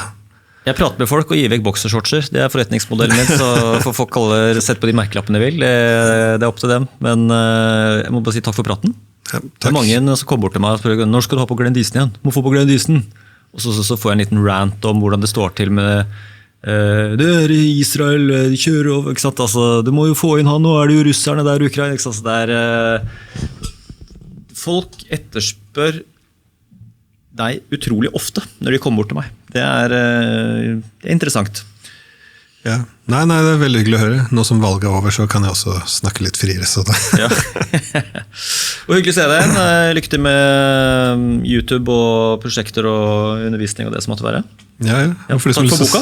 Ja, bare hyggelig. Det er den også nå viser du baksiden? Åja, nei, du har 2 kameraer. Jeg viser den i din kamera, så det er litt sånn... Så den er også i 10 språk nå, så den har gjort det ganske bra. Ja, du er produktiv, altså. Det er inspirasjonskilde sånn sett også. Når du gir jo ut bøker og podcaster i et rasende tempo som jeg ikke har sjanse til å holde følge med i hvert fall. Ja, det kommer nok en ny bok nå etter jul. Det om krisen i liberalismen, men spennende. Om jeg opprettholder mine røde linjer, eller røde linjer, hva heter deadlinene mine? For jeg har satt et par som jeg skulle egentlig vært ferdig til sommerferien som var, så jeg allerede falt litt bak. Pass på å spise godt og sove godt også, oppi all produksjonen her. Ja, jeg prøver. Så, nei, takk skal du ha, det var veldig hyggelig.